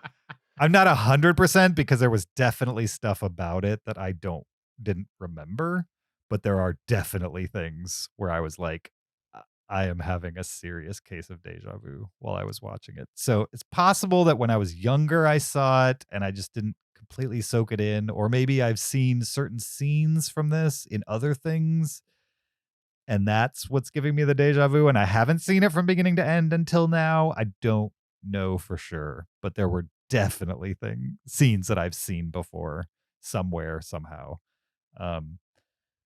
But having watched it from beginning to end, I enjoyed it. It will not be a triple 5-star at the end of this review for sure. Like I don't care about it enough. I really loved the scene towards the end where they are sword fighting. And it's like during the final castle brawl, basically. Yeah, like on the stairs and stuff. Yeah. Yeah, and they go up and down the stairs, and then they kind of shift off screen, and then there's a shadow on a column of them fighting, and then they move back into screen. I was like, they absolutely didn't have to do that, and that was really cool. Like, I don't know if that's just the 1938 version of showing off, but it totally worked on me in the year 2022. So that's how cool that camera movement was, and that thought, that amount of thinking through how can we make this interesting and cool for an audience. This to was watch. directed by the same guy that directed Casablanca. Okay. So he was a flashy director of the time, would you say? I don't know about flashy, but he had chops, I would say. Sure. Yeah, so I was thinking about this. I pulled up his cinematography in front of me. Michael Curtiz is his name, and I mean he is a director where his first like 7, 8 most popular movies everyone has heard of, but I don't think people really associate them all being from the same director. It's almost like his movies, the stars are associated with these movies and not the director himself. Versus like a Spielberg, where if I list off 8 movies, you'll be like, oh yeah, those are all Spielberg movies. Where his movies, I think everyone associates with the actors instead of the director. A lot of that was the studio system back then. Okay. They were pushing actors more than directors, right? Yeah. Yeah. I feel like in the lead up to this, after having heard specifically Zach talk about it a lot, I feel like there was a little bit of hype behind Errol Flynn being in this, and I just found him to be a dude in a movie. He didn't seem particularly more charming than anybody else who would have been cast in the movie. I don't know. I wasn't charmed by him. I wasn't mad at him. He's just like a guy who was playing Robin Hood pretty much to a T of what I'd expect a guy from the 1930s to play Robin Hood as. But there's a lot of running around. There's a lot of scheming. There's a lot of sword play and, stylized dialogue, I would say. Stylized dialogue delivery from the time. You should rewatch Men in Tights after watching this. Sure. I can imagine. And the fact that it moved pretty fast meant that like sometimes that stuff can bug me. And this version, I wouldn't say it really distracted much because it just moves so fast that it was kind of like, oh, okay, we're on to the next thing. Yeah, I didn't really have any major complaints, but it's also just not really my bag from like a content point of view. Or like presentation of content, like the combination of those two. It just, I don't know. Just didn't do much for me. Zach, James was going to come in with a glowing 5-star review, and then he heard that the 1930s were his favorite decade, and he really tamped it. He was like, it was fine. Delete. As a classic movie, I would probably give this like a 4. I mean, I like I said, I didn't dislike it. It's just not going to be a 5-star movie for me. Maybe if I had seen it younger, then it absolutely would carry that weight to it. Oh, you definitely have to be in your early 30s to appreciate this movie the best. Harsh. I guess that's all I have to say about it. That's fine. That's awesome. Sure. I think anytime a movie is 5 stars, right? There's got to be something a little bit personal added in, right? Sure. You bring your own thing to a 5-star movie. I don't think you can ever guarantee someone's gonna like something 5 stars just because someone else does, because you got to bring your own little magic to it. Yeah, not that we need to go backwards, but I'm curious to know of the movies. What was the 30s was my best ranked Yeah. month. I mean, what were they like? I bet they weren't 5-star movies. Do you want to hear them? Sure. So So there were 9 of them, right? King Kong. Am I You gave- guessing? No. King Kong, you gave 4 stars. Right. I bet they're like Uh, 4 and above, but not too many 5s. There's no 5s. That's what I'm saying. Like, I'm not saying I couldn't find a 5-star movie from the 1920s or 30s, but I think it would have to have a crazy combination of elements and presentation for me to get that high on anything. Yeah. So, Yeah. Wizard of Oz, Gone with the Wind, Mr. Smith Goes to Washington. all had a little something wrong with them in my eyes. A little too much James Stewart in this one. That's awesome. All right. Next in the chronology is Kyle's movie. Yeah. Kyle watched Paris is Burning. Correct. We're going to talk about it right after this clip. I was about 13, 14 years old, and I used to do it behind my family's back, just dressing up. So finally they caught on with it, and I didn't want to embarrass them, so that's when I moved away. I moved to New York, and I continued doing it. When someone has rejection from their mother and father or their family, when they get out in the world, they search. They search for someone to fill that void. I know this for experience because I've had kids come to me and latch hold to me like I'm their mother or like I'm their father because they can talk to me and I'm gay and they're gay, and that's where a lot of that baldness and the mother business comes in. Because they're real parents and give them such a hard way to go, they look up to me to fill that void. That was Paris is Burning from 1990. This is a documentary film directed by Jenny Livingston.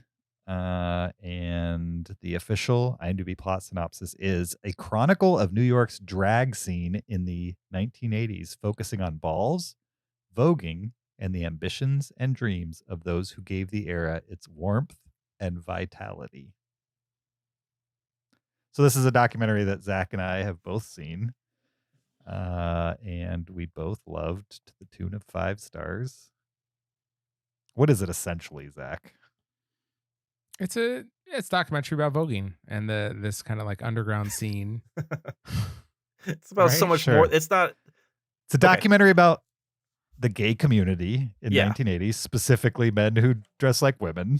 And they aren't allowed to do that out on the streets. You know what I mean? Much.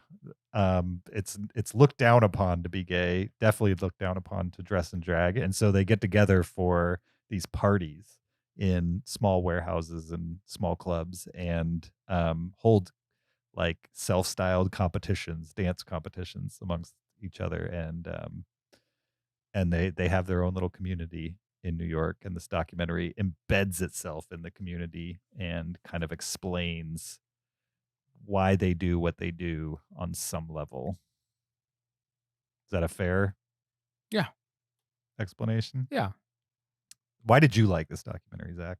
I loved it. One, you get a peek into just a subculture that I like otherwise don't get access to.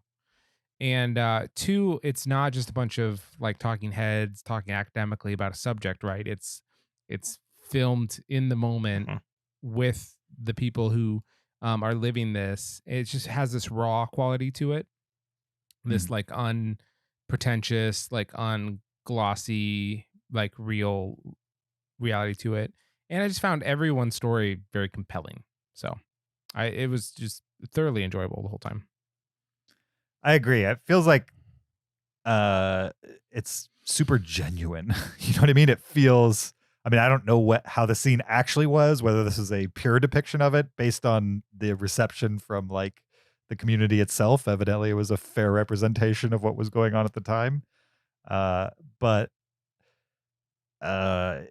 yeah, it feels like one of those things that like if more people had seen it in the moment, that it would have changed hearts and minds. here and there about what was going on, and like people's worst fears about what was going on, things like that.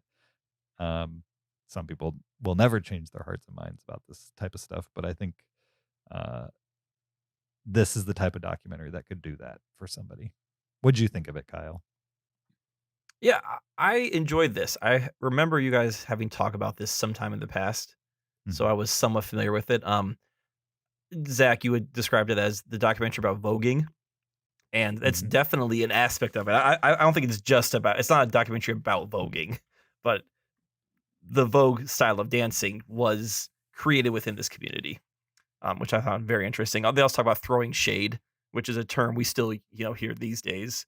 How that was kind of the original, like both voguing and throwing shade were ways you could battle. They're like almost like rap battles, but instead of rapping, you're either dissing each other or you're dancing it out, which is really interesting.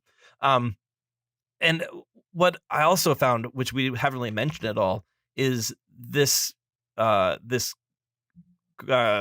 community was based in Harlem. So the majority of people that we're following are people of color. So that gives it another little extra kind of spins to it, because you're seeing not just the gay community, not just the trans community, but then that within the both the African American and Latino communities, and that just like for those people, it added sort of an extra level of danger and fear to their lives, because it's like it's bad enough that they are gay in the 80s and they live where they live, but they also don't look like other people. And there's a lot of, or they don't look like white people, and there's a lot of sort of them talking about sort of their aspirations. Like one reason why they dress the way they do is to try and look successful, to look like they fit in. So I also found it kind of sad too, and just that so much of this was born out of their need to fit in. And like how obviously, like you said, we're not there yet as a society where everyone accepts people of color and trans people within, as they should be, or so they should be accepted, as I'm trying to say. So, but then just to see that here we are 30 years ago and they're still trying to fight for that same acceptance. It was interesting to see like how far we've come, but also how far we have to go. And I think when you watch a documentary like this, you can see that difference. Yeah, it's also like a rare documentary where you feel like it's so authentic. You know what I mean? Like you're getting the real deal by watching this. Sometimes, especially with newer documentaries, I kind of get the feeling like you're getting a manicured experience that like a director wants you to have. You're getting told the story that the director wants you to get from the footage that he captured. Mostly he. In this instance, I didn't get that feeling. Now, maybe that is what it is. I couldn't tell you, but that's not the vibe that I got from the documentary. It felt like this is as close as you can get to actually being there, and feeling the feelings that these people were feeling. It's like we are welcoming you into our own club, and like here's how we live our lives, and you get a chance to see that and experience it. Something that they do at the end with a couple of characters, which I wish they had done some more of, is they kind of check it. Like I think they made this over several years, and at the end they sort of check in with a couple people that the documentary has featured to see how they're doing, and like some are doing great, some things haven't changed, some haven't survived. Since the movie started, they for whatever reason have passed away, and I wish they had done more of that to kind of see. Like you both get kind of in the moment, here's what's happening, and then here's how their lives have grown over time or not. Yeah. So I found that to be some of the most compelling part of this, was sort of that check-in. Nice.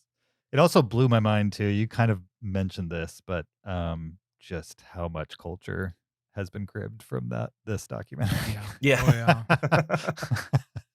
Yeah. I mean, like the idea of like throwing shade is like something that for the last 10 years, like people use commonly, have no clue that it pretty much comes from this scene this scene and specifically the people seeing this documentary. I read a book called Hip, The History, Mhm. and it's all about how so much of culture, like mainstream culture, is just kind of ripped off from like minority cultures from like 20 years before. Mhm. So like things always start with like in minority cultures, and then some white group or person will Yep. co-opt it and then popularize it. So it started with Elvis, the white guy who stole the blues, Mhm. and bringing rock and roll to the masses, right? But that was something that the black community had been doing for a while at that point, and then it just goes through like Jack Kerouac and this would absolutely be an example of that, right? Oh, yeah, Whereas like Madonna, Bla- we all associate. yeah, exactly. Yeah. It's amazing how much black culture specifically, but minority cultures, once it a white person like introduces it to the mainstream, it like takes over culture. Mhm. It's like from rock and roll to twerking. There's just the whole The whole spectrum, span yeah. of things. Sure. Yeah. Cool. What'd you give it, Kyle? Are we getting our first 5-star across the board? No, I'm gonna give it a solid 4 stars. Okay. Yep. I Oh, both of even you though gave it 4 stars. yeah, even though 71 minutes, I did feel like 3/4 of the way through it got a little meandery. It lost a little focus. Mm-hmm. I was like, well, okay, like it was interesting, but I didn't quite know where we were going with all this. And then it kind of brought it back with checking on everybody. It's like, okay, Sure. so Have you ever seen a 5-star documentary, Kyle? have I seen? Does Nirvana Unplugged in New York count? No, it doesn't. I don't know if I've seen. I think Flea was like this Flea 4.5.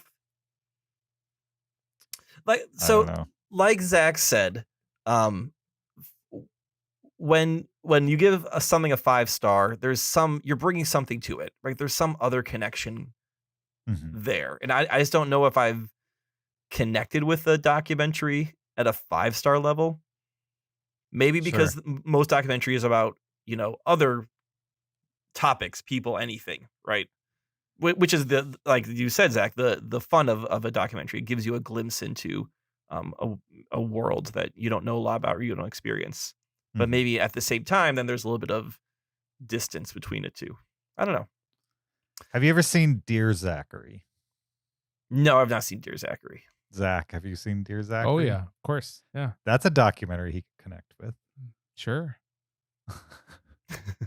Should I recommend Dear Zachary? No, don't do that to a Kyle? person. No. Don't do that to a person. I mean, How Dear awful. Zachary, I don't think anybody can walk away from that documentary and not care about it one way or another. Kyle gave OJ Made in America 5 stars. Oh, there you go. That was released in theaters. Oh yeah, that's a movie. It was yeah. released in theaters. And it's like 8 hours spent in a theater. And for me, because I'm like I was alive during the trial. I remember that all happening. So Sure. it was interesting to both revisit that time of my life through this documentary, but also learn the things that I was not picking up on as a 12-year-old. Because most of my knowledge was honestly tabloids, like walking through the grocery store and seeing National Enquirer, and I have more memory of the O.J. Simpson trial via the tabloids than I do of actually what's happening. So, Sure. Oh, Nice. Kyle, you really don't like It's Pat. that is a I think at the time I was like, oh, this is fine, and I re-examined just my thoughts on that movie and this concept in general. I'm like, this is a terrible concept for a movie. That's funny. Yeah, Yeah, you mentioned, Zach, we should someday do like our top 10 movies we hate. I would love to. Yeah, and I got to think about like what's a movie that I just didn't like that I gave a 0.5 star versus that I hate. Like I don't hate It's Pat. I just think it's a terrible concept that should have been made into a movie in the first place. Sure. That would be my problem with that list. Is I'm not sure I can come up with 10 movies I hate. You know what I mean? It would be movies that you dislike with a strong opinion, not like I didn't like that, but like Or it could I just didn't be like your that. 10 least favorite movies. Yeah, I'm not sure I even dislike 10 movies strongly. They Really? just weren't for me. You know what I mean? Like, there's not. I can't think of. I There's bet not you can. 10 movies you dislike strongly. I bet you can find 10 movies you can have a strong opinion about why you don't like those movies. That's all it has to be. Sure, I guess. I don't James, think I've I'm- ever seen a movie where I would be like, I'll never watch that again. Period. James, I'm Indiana looking Jones at and the your Kingdom of the list. Crystal Skull. No I've seen strong that more opinions than on that once. one, I've seen Indiana Jones and the Kingdom of the Crystal Skull 3 or 4 times. but you have no And you strong strongly opinions on dislike that. it. I do dislike that movie, but I continue to watch it because I'm convinced that maybe I'll like it someday. Okay. How'd you feel about Cars 2, James? I don't like that movie either. I'm just saying. I'm looking at a large list of movies that I know you But- don't like. Like, strongly dislike. I mean, whatever. Just I'm not just going to rail against Cars 2. Leviathan. I don't even know what Leviathan. that is. Guys, it's a Leviathan. Call it Oh, now. that movie confuses me. I might like that Leviathan. movie. I might like that movie. That's a documentary too. There's 2 of them. There's one from 2012 and one from 2014. Which one did I give a bad rating to? Both of them. Both of them. That makes sense. Do you think that he saw both or just rated it? Like, I don't remember which one I saw, so give both No, bad no, no. ratings. I'm sure I saw both. One's Okay. one's a documentary, one's a narrative movie. Yeah. Okay. All right. So Kyle liked Paris is Burning. This brings us to our last movie. This is the one Zach watched that Kyle and I both gave high marks to. This is a 2022 film titled The Northman. We're going to talk about it right after this clip.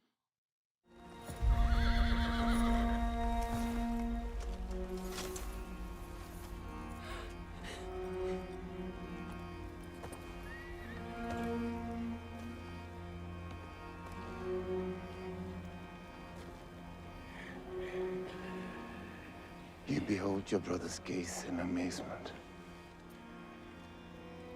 I knew well you would. Pity you never paid a bastard's eyes heed before. Now, behold how swiftly your brother swings his sword. That was The Northman, a 2022 American epic historical film. American? I guess produced by Americans. It doesn't take place in America. Right. Directed by Robert Eggers. Starring Alexander Skarsgård, Nicole Kidman, Claes Bang, Anya Taylor-Joy, Ethan Hawke, Bjork, and Willem Dafoe, amongst others. The official IMDb plot synopsis for The Northman is: from visionary director Robert Eggers comes The Northman, an action-filled epic that follows a young Viking prince on his quest to avenge his father's murder. So Kyle and I liked this movie recently. Yep. As of like a few months ago, maybe Yep. not even It that. wasn't 2 5 stars. It was one of you gave it 5 stars. One of you gave it 4.5, I think. Right. Did I give it 5? I think I you bet. did. I bet Yeah, I gave it 5. You gave it 5. Yeah, I like this movie a lot. It's fairly fresh in my brain. I've only seen it once, so I don't have like a huge impassioned plea for other people to like it because I'm not sure I've sat with it long enough to have that much passion for it. But as a Viking movie, I really enjoyed a lot of it. Kyle? Yeah, I really like Robert Eggers. I like his attention to historical detail and to make the most authentic film that he can, but still also make it entertaining. Like he's able to find this balance of authenticity and entertainment, which is pretty incredible. And I think he did the same thing with The Northman. It's a incredibly violent movie, which could turn some people off. And it's a strange movie. There's most of the strange things I really like. Some of the strange things I was on. But I mean, overall, I had a really good time with it. I'm glad that he made it. I wish that it did better because I'm afraid that we won't see a lot more big budget Robert Eggers movies after this one. But it was definitely worth my time, worth seeing. What we're gonna get into Zach's opinion on this, but what made it strange? Just the family tree stuff? Yeah, but I like the family tree stuff.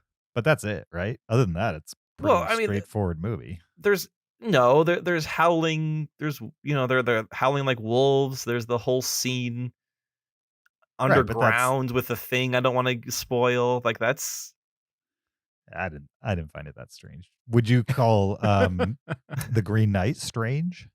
so Yeah. yeah. This movie is similar to the Green Knight. It's like the action version of the Green Knight, where the Green Knight's the The contemplative extreme version of this. version of the Green Knight. Yeah, The Like, metal version. Yeah, right. Oh my goodness, the Northman is so metal, especially those first like 30 minutes. It's that family tree that brings it all together. There's like crazy drumming. There's howling as wolves. There's that violent wonder, and then this family tree that looks like a metal album cover. I'm like, yep, this is awesome. This is a relatively recent movie, but it's also been out on VOD. Is this a spoiler review or a spoiler-free review? Before we get into Zach's opinion, It's up to Zach if he wants to go into No, it's spoilers. up to you or guys. not. I don't care. I can talk about a little or a lot. do you feel like you need to say spoilers or no? I don't need to say spoilers to talk Okay, about it. let's Okay, keep it great. spoiler-free then. Yeah. What'd you think of it, Zach?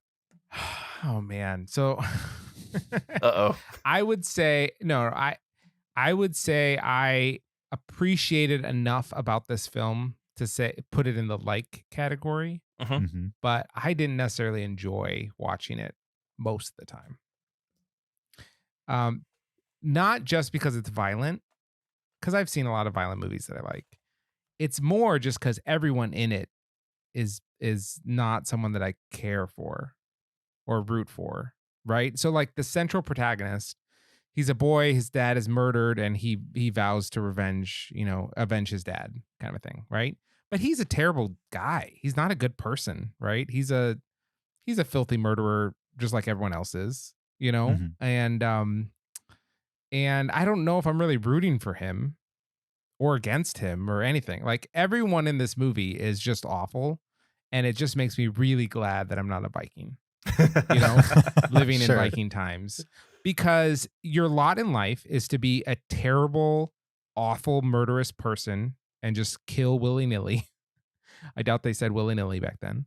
Mhm. Or just be like a villager and just wait until you're killed willy-nilly, right? Like that is, you have one of those roles. Mhm. So it's hard for me to really, really get excited about a film where I don't care for anyone in it. And like the main guy in his main quest, like he doesn't deserve to succeed or fail, because he's just an awful guy. And I don't know why I prefer him over the guy that killed his dad. They're both, even the guy that killed his dad had some redeeming qualities, probably more than the main guy, It's a good farmer. yeah, farmer. So it's got really good cinematography, right? Mhm. It's shot really interestingly. The two movies that I would compare this to, I would say it's a crossbreed between The Green Knight, which you mentioned, and Macbeth. In the sense of like it has a very specific cinematography choices being made in Mhm. mostly monochrome. It looks really great.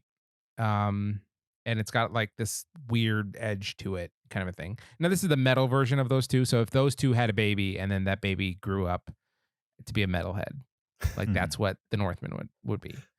I liked Macbeth and Green Knight a lot better. Both of those movies I liked a lot better than this one. Both, I cared about the characters more. I was less off put by like the world that we're going to live in for 2 hours. Now there's interesting things going on, and like absolutely there's some scenes that are really well done and interesting. And I would like to know more of like the historical accuracy, like Kyle talked about. But like all the little cultural details were super interesting. It's like watching I'm gonna throw a third movie in there. What is that cult movie from like Sweden that came out a couple years ago? The cult movie from Sweden? Movie Yeah. about the occult? No, Or what do you mean by it's cult about a movie? cult in Sweden. It's all daylight. Midsommar? Yeah, Midsommar. Oh, yeah. Kind of had a Midsommar thing going on Mhm. where like you just see all these little interesting details that like about a society, that's different. And so I'm curious, the accuracy of those, and if, they're like kind of real things. It's just interesting to see these totally different cultures and what they did and considered important and all that kind of stuff. But like, I mean, a movie like Braveheart, I love, right? It's a 5-star movie for me. That movie's maybe just as violent. I don't know. But I just like it so much better than this one because you just care about the people and there's, a good side and a bad side. And this one is just everyone's awful. Everyone's so bad to each other. Maybe the only person that's like not a bad person necessarily is Anya Taylor-Joy. And she's just I don't know, she's just surviving. She's like a kidnapped villager anyway. Yeah, exactly. So I mean, she murders in the end too. So yeah. Well, Like you do. So I don't know. It was it had the same strangeness at parts and like magical realism as The Green Knight. Mm-hmm. Mm-hmm. So I don't know. Yeah, I mean, for my money, where The Green Knight wussed out, this movie takes it all the way. You know what I mean? Like I wanted Green Knight to occasionally explode into a battle that would be fun to watch, and it never goes there. Whereas in this movie, there are multiple opportunities for that, and most of them they take. I don't think this is a spoiler to say, but there are so many times where one character who wants to kill another character could and doesn't for reasons that are like hard to articulate. There's maybe 7 times where that happens, where like a character wants to kill another character and then just doesn't. And it was just hard to be like, okay, so what are we doing here, guys? Like, just kill him right now. Let's do it. Like, oh, your blade can only taste flesh at a certain time. Okay, well, we're going to wait. Why isn't that guy killing you then? Just kill each other. I did like the sports game, though. That was cool. Oh, like that early rugby they were playing? Yeah. Yeah. Mm-hmm. Super violent. Cricket. It was good. What'd you give it? 3 stars. 3 stars. Okay. Harsh. Last time, James, I recommend a movie to you. Can you guys can you speak to what I'm talking about like not finding someone to root for or like really feeling any sympathy for anyone? I mean, I don't think I felt necessarily sympathy for anybody. I kind of, so the main character's journey seemed like a necessary evil to achieve his end game, right? He became a murderous Viking because in order to exact his revenge, that's what he had to become, type of thing. And so I understand on its face, it doesn't make him a better person than his uncle who killed his brother to take over his brother's position in society. He doesn't have he certainly gave up his moral high ground in the pursuit of that revenge. But I do think the revenge is still interesting to me and a reason to root for him over his uncle on some level. I thought the one of the more interesting aspects of the movie that you haven't talked about, sure you noted it, but that I found interesting was just how wrong he was about his assumptions about people he left behind. Character, yeah. I liked that aspect of it because it's kind of like a childhood ideal of revenge played out 20, 30 years later is very different in reality. Because he makes those decisions and commitments when he's a child, but now he's an adult. And not only that, but like he's getting revenge on somebody who's already not in the position that he thought he would be in.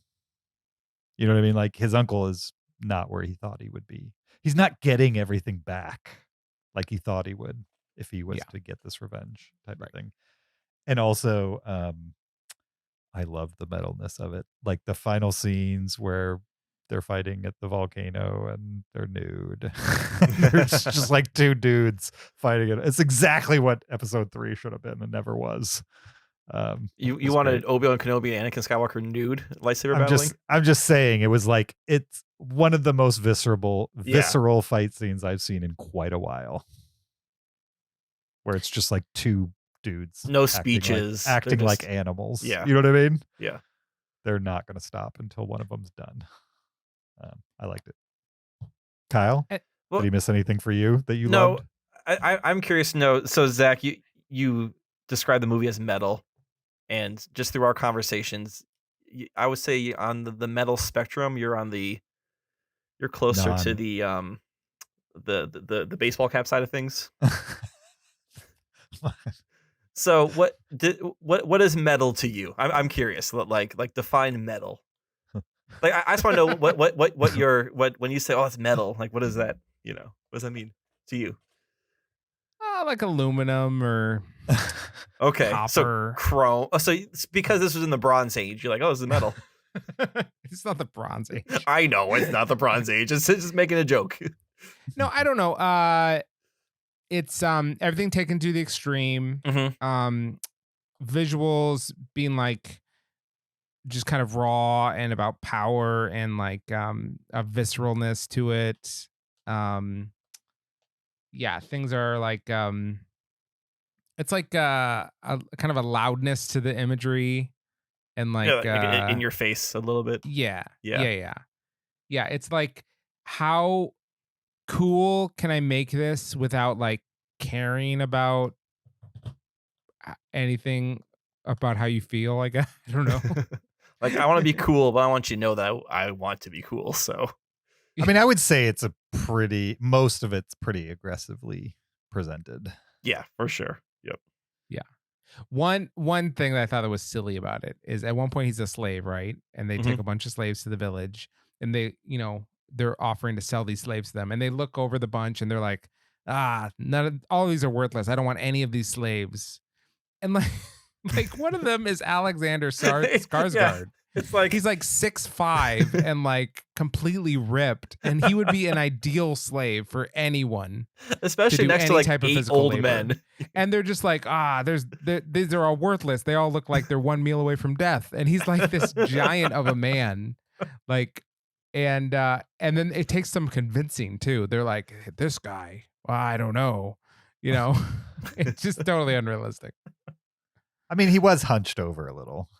Oh, sorry, he was 6'3" in that scene. Yeah. My apologies. Slightly hunched over. He had a little sniffle. Yeah, from the cold trip. Yeah, they said, we're not taking these. These are all the worst. We're not taking any of them. And then they ended up buying 6 slaves from the bunch because he's so persuasive. Yeah. So that bumped it up. That bumped it down a full 2 stars. Just that scene alone. So it was 5-star. It was 5 stars until that scene. Until he was described as a sickly slave. You're like, okay, yeah, no. exactly. It's very like, it's unrealistic. Alexander Skarsgård. I mean, come on. Sure. I also really like the underground scene. That's one of my favorite scenes. So good. That's also what we're like talking about, Zach, with the ray of light. Yeah. Yeah. I mean, that was like out of Skyrim. Obviously, Skyrim borrowed from that legend in general, but that was total video game right there for me. Apparently, this is the story that Hamlet's based off of. Yeah. So during the movie, his name is Amleth, and I'm watching this, and I'm like, his name is Amleth. He's the son of a king who's been killed by the uncle. Like, come on, we're just ripping off Hamlet. And then I learned, as you told us, that other way around. Mm-hmm. Yeah. Yep. Cool. Kyle, you're going to Iceland soon? Yeah, in like a couple of weeks. And I will say, just to temper your expectations, that it will be even cooler than what you saw in this movie. That I am going to the Black Sand beaches. So looking forward to that. I did read that some of the more a lot of the farming scenes in this movie were shot in Ireland, unfortunately. So it won't be like that part, but I'm looking forward to that's what I'm saying is I think Iceland will be cooler than be cooler than this movie. Yeah. I see what you're saying. Yeah. I mean, with the volcanoes and all the different terrain that's gonna be out there. Yeah. So yeah, I'm looking forward to doing some Northman tourism while I'm out there. Good. Well, watch your back. Thanks. Nice. So that was 3 movies that one of us had a blind spot on. I think probably the biggest winner by a bit is Paris is Burning, and then maybe The Adventures of Robin Hood, slightly less than that. And The Northman, it sounds like Zach enjoyed it well enough, but not really his movie. I'm glad I saw it, but Mhm. I Real mean, quick, yeah. can you rank Robert Eggers movies? There's this, The Witch, and Lighthouse. Yeah. Lighthouse. Yeah. I would say The Witch is the best, followed by this one, and then The Lighthouse. You didn't like The Lighthouse? No, I did like The Lighthouse. But you liked it less than The Northman. Yeah, The Lighthouse is weird. It is weird. For All sure. 3 of those movies are weird. Yeah. That's kind Well, of I his gave thing. The Lighthouse 4 stars. Yeah. So I thought you liked The Lighthouse. Yeah. Yeah. So maybe I like Decently The enough. Lighthouse better then. I don't know. All right. Fair enough. He's a director that's a very specific director, right? Mm-hmm. And I think he's much more specifically James's cup of tea than mine. Mm-hmm. Like, I'm pretty sure James will excitedly see any movie he makes from now on, right? Yeah, so far for sure. Yeah. He hasn't made anything that I definitely didn't like, Yeah. if not love. Yeah. For sure. But he's only made 3, so it's a lot of room for that to happen. Bum. I think there's a better chance nobody will give him money to make a movie than for him to make a movie I don't like. You know what I mean? Yeah, I'm worried about that former happening, is that he's going to go back to having small budgets again. I'm fine with even small budgets because I think I liked the 2 small budget before this one even more. So if he can make small budget movies like Lighthouse and The Witch that I like, I'm fine with small budgets. It's more like the $10 to $20 million budget will dry up for him as well, because those are drying up in general. Yeah. So he left A24 to go make this movie with a studio. Now, is he going to be happy with coming back to a small budget? That's the question. Was this like a big budget film? It was $80 million yeah. to make. And it didn't make even close to that. at the No, box it office, it did poorly, unfortunately. I don't know what they were thinking. I don't know why they ever thought this movie would make its money back. I mean, I feel like any of us 3 could have looked at a piece of paper and said, what? Why? You know what I mean? If we were like studio executives, I think just common sense would have said, this probably is not going to be a wise decision money-wise. But I'm glad they were dumb enough to let him make it. We benefited from their poor decisions. Yep. All right. We no longer have any blind spots. Yeah, I think I've seen every movie that you guys like now, so I'm good. Podcast over, right? 533 episodes. We can call it quits now. Yep. Okay, great. Before we go on the final episode, we're going to play a game. This is a game that I purchased. So I did not come up with this game, certainly. I didn't come up with these questions. I just thought it was interesting because these aren't like your traditional movie board game trivia questions that we stole from a board game. I did steal these from a board game, but not your traditional trivia questions. These are questions that, so like on this podcast often, and I think I'm definitely a culprit of doing this occasionally. I know others have done it too, but I think I do this a lot. So I just assume that like my opinion, a lot of people share that opinion. And then I'll say, everybody loves such and such, when obviously that's not true. Everybody doesn't love everything that I love, but it feels like just because I love it and a couple of other people have said they love it, then obviously everybody loves this thing.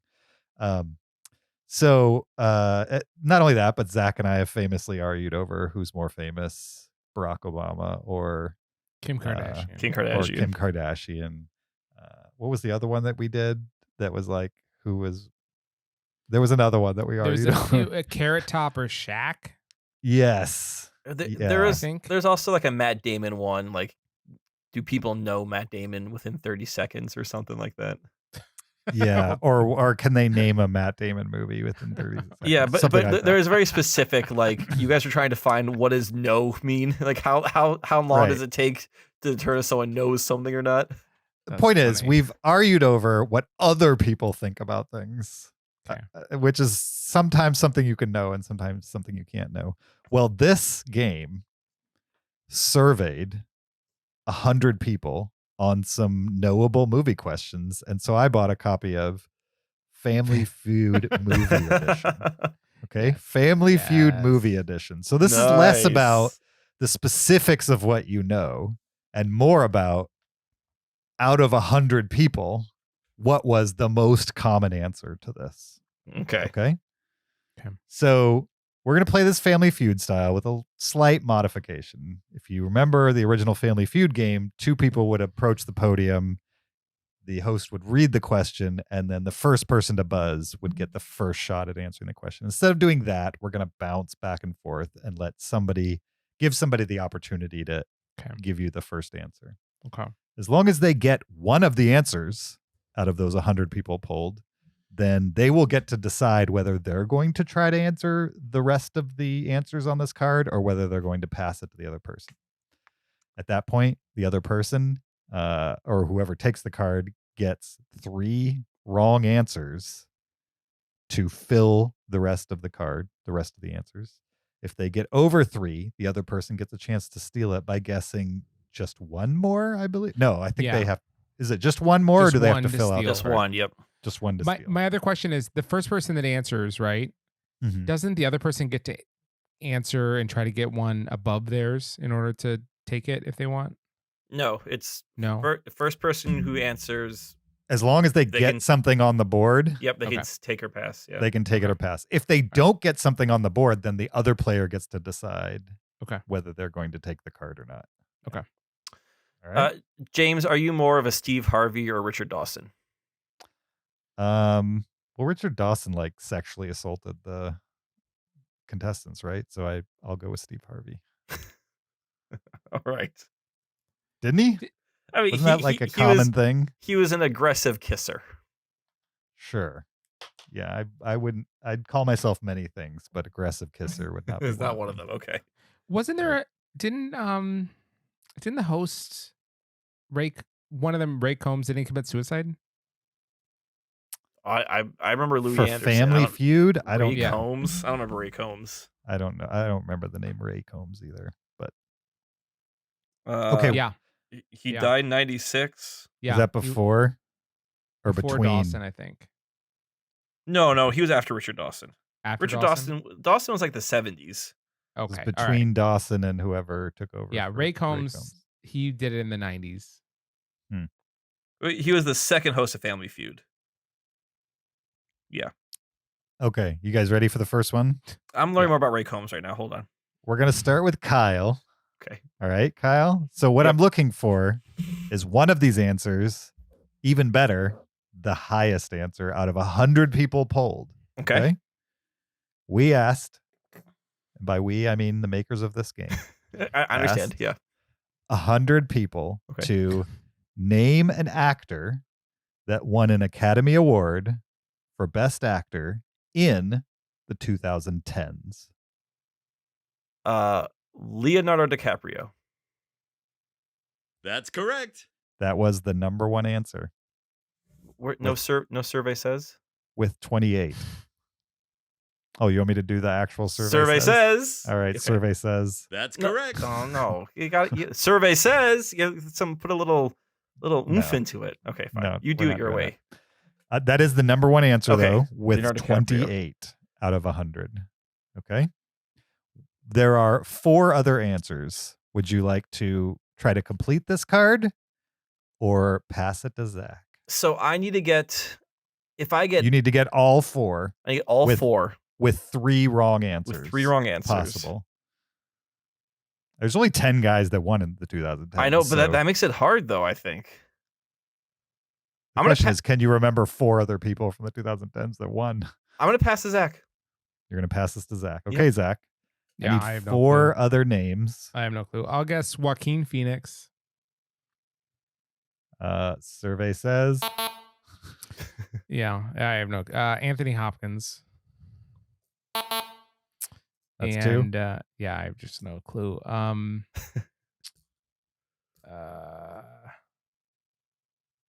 This is the 2010s. This is recent, Zach. Oh yeah. No, I just have no idea. The The Oscars go in one ear and out the other every year. Everything but Best Picture goes completely. Yeah, I sure. can't remember. Yeah, I get Leonardo you. DiCaprio was the only one I would have even considered. Okay. For this, so I'll say for my last one,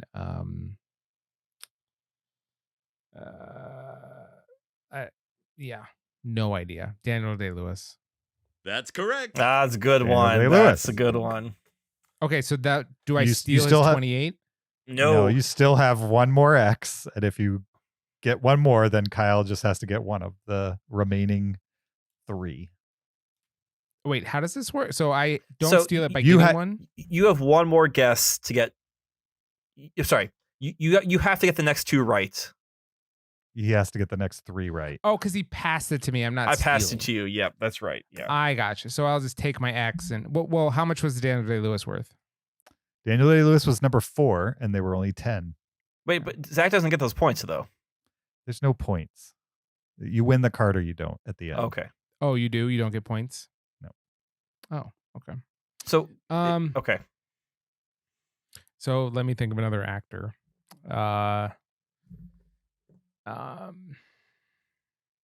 Yeah, I have no idea. Well, then just say an actor Yeah. from the 2010s. Yeah. I want to say one that might Bradley Cooper. No, not Bradley Cooper. So this moves over to Kyle to steal. There are 3 options here, Kyle. Oh, Christian Bale. You say Christian Bale? I say Christian Bale. No. So neither of you get it. Okay. Wait, I don't get it? No, neither of us get it because you didn't complete the card and I didn't steal it. No. I think. How does that work? I think I get it unless you can steal it because Yeah, I got I think that's at least right. one of them on there. I think that's right. Ah, I think okay. that's right. Okay, cool.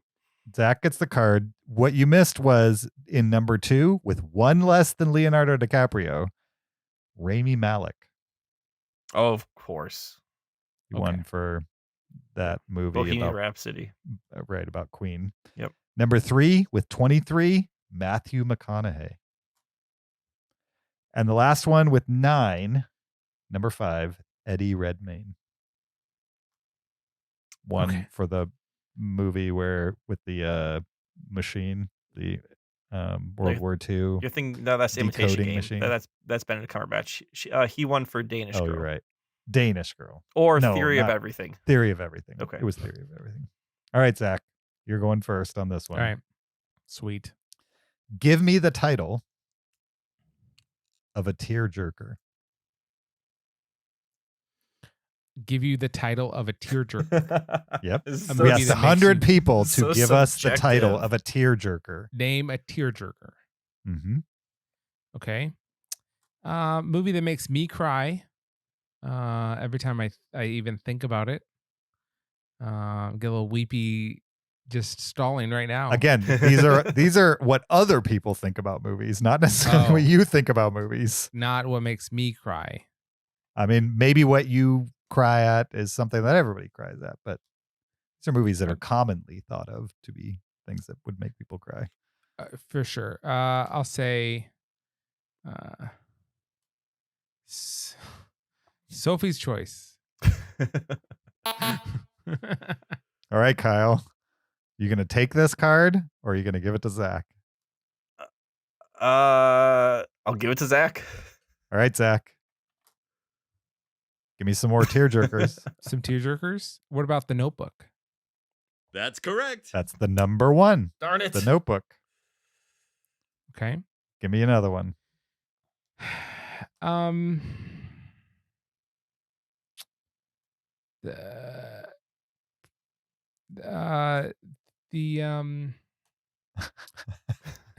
I can't believe you guys have been so pained about these so far.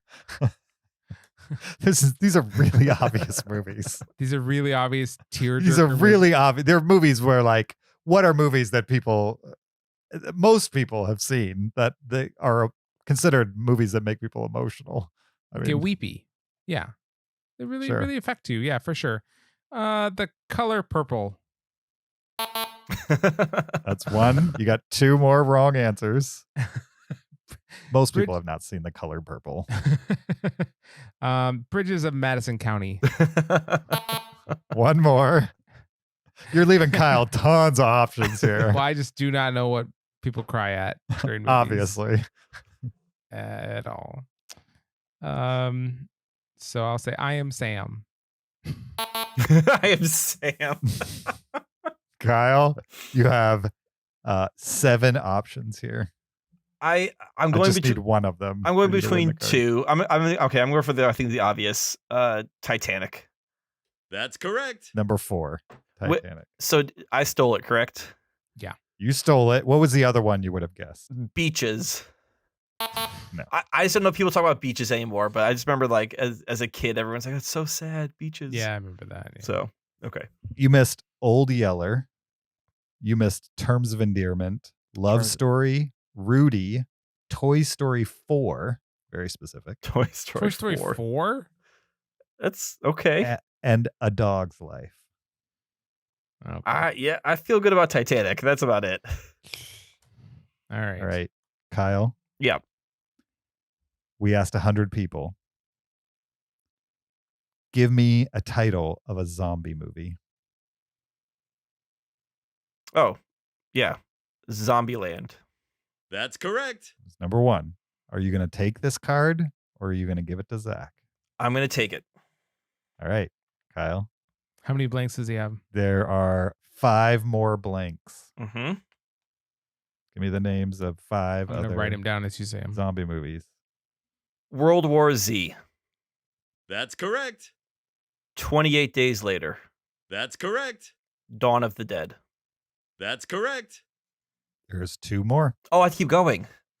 You have to fill out the card. Okay. Night of the Living Dead. That's correct. You got 3 One opportunities to get this more last one wrong. zombie movie. What is the one I'm missing? I'm sure it's very obvious.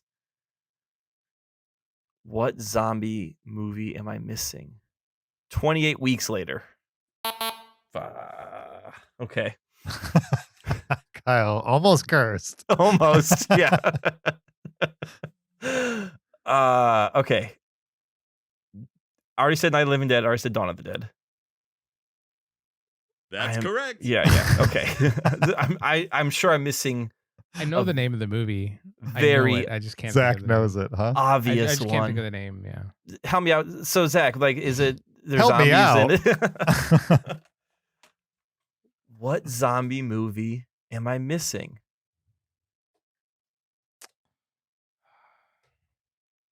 Oh no. Oh, I remember the name. And then Zach can steal it from me if he Yeah. gets it. Mm-hmm. Which would be a shame because you named 5 without I know. even getting one wrong. I would just be. It was just be such a right. Did not get the last one. Zombieland double tap. Okay, I got one more guess. Pride and Prejudice and Zombies. Zach, can Oh. you steal it? This might not be right, but my guess is I Am Legend. That's correct. Those are vampires, not even zombies. That's what they said. Oh, okay, fine. He got it. Zach stole it. With I Am Zach Legend. knows what other people Yeah. think Yeah. are zombie Yep. movies. Yep. Absolutely. Yeah, no, that's fair. That's fair. Other people are stupid, and I've come to accept that. What Kyle, rank was that one? that is brutal. I will How many agree. people thought that? 4 people. Four, think that's a yeah, all zombie right. movie. So 4 dummies on the streets of LA were interviewed. it was the least answered out of the 6. I Am Legend. Nailed it. Good All job, right, Zach. Zach. Good job, Zach. You ready? Yeah. Oh, you're never gonna get this. Maybe we just skip that one. I'm gonna skip it because I don't think either of you would have gotten it. We asked 100 people, Zach. Give me the name of a movie that features a talking dog. Okay, the name of a movie that features a talking dog. Mm-hmm. Okay, The Shaggy Dog. I can't believe that's not on there. So do I Kyle, are you going to take the card or are you going to give it to Zach? I'm going to take the card. Okay. Okay. You got 3 wrong answer opportunities to give me 8 movies. 8? 8. You just have to get enough where I can't steal. Right. That I mean, because the problem with passing it to you is I have to be able to steal it back. Yes. So I got to try and get so you can't steal it. Okay. Homeward Bound. What? Oh, sorry. That's correct. That Okay, is correct. thank you. Sorry. My bad. Wrong button. All That was number 2. Okay. All dogs go to heaven. That's correct. Okay. Talking dog. Balto. Okay, that was a bad guess. Balto. Yeah, that's a dog movie. Sure. Not one that people would remember. Lady and the Tramp. That's correct. That's the number 1. Okay. I don't remember that they talk in that movie, but I guess they do. They do. Oliver and Company. That's my second bad one. Okay. Mm-hmm. I'm sure there's an obvious one that Zach's going to say that's going to steal this whole thing from me. You could avoid that by just saying it. I know. A Dog's Life. A Dog's Life? Does it talk in that movie? It does not talk in that movie. Okay, great. Zach, can you steal this? I need, I think you have 6 opportunities, possibly. Sure. No, I'm you have 5. debating between 2 movies. Okay. Toy Story, because there's that Slinky Dog, Mm-hmm. and Fox and the Hound. Okay. Oh. So Lady and the Tramp was number 1. Fox and the Hound is kind of in that same realm, right? It's in the ballpark. It's also Talking Dog and Robin Hood, just FYI. But you know that that's not going to be on the list. So Toy Story has that talking Slinky Dog, but I don't know if you think about it as a dog movie. I will just say Fox and the Hound. No, Oh. not Fox and the Hound. Wow. Not Toy Story either. So this was Kyle's win. The ones that you didn't get were Cats and Dogs, Dr. Dolittle. Oh, Which yeah. is definitely a movie with a talking dog in it. Scooby-Doo, The Secret Life of Pets, Mm-hmm. and 101 Dalmatians. Mm-hmm. Yep. Oh, yeah. Yeah. Okay. Yep. Dogs. You guys want to do one more each? Sure. Oh, sure. No, what are you We're going to say, Zach? tied right now. We're tied right now. Okay. Perfect. Like 1-1 or 2-2? 2-2, I think yeah. Okay. I think this is Zach's card. Okay. Zach, we asked 100 people to name a movie directed by Christopher Nolan. The Dark Knight.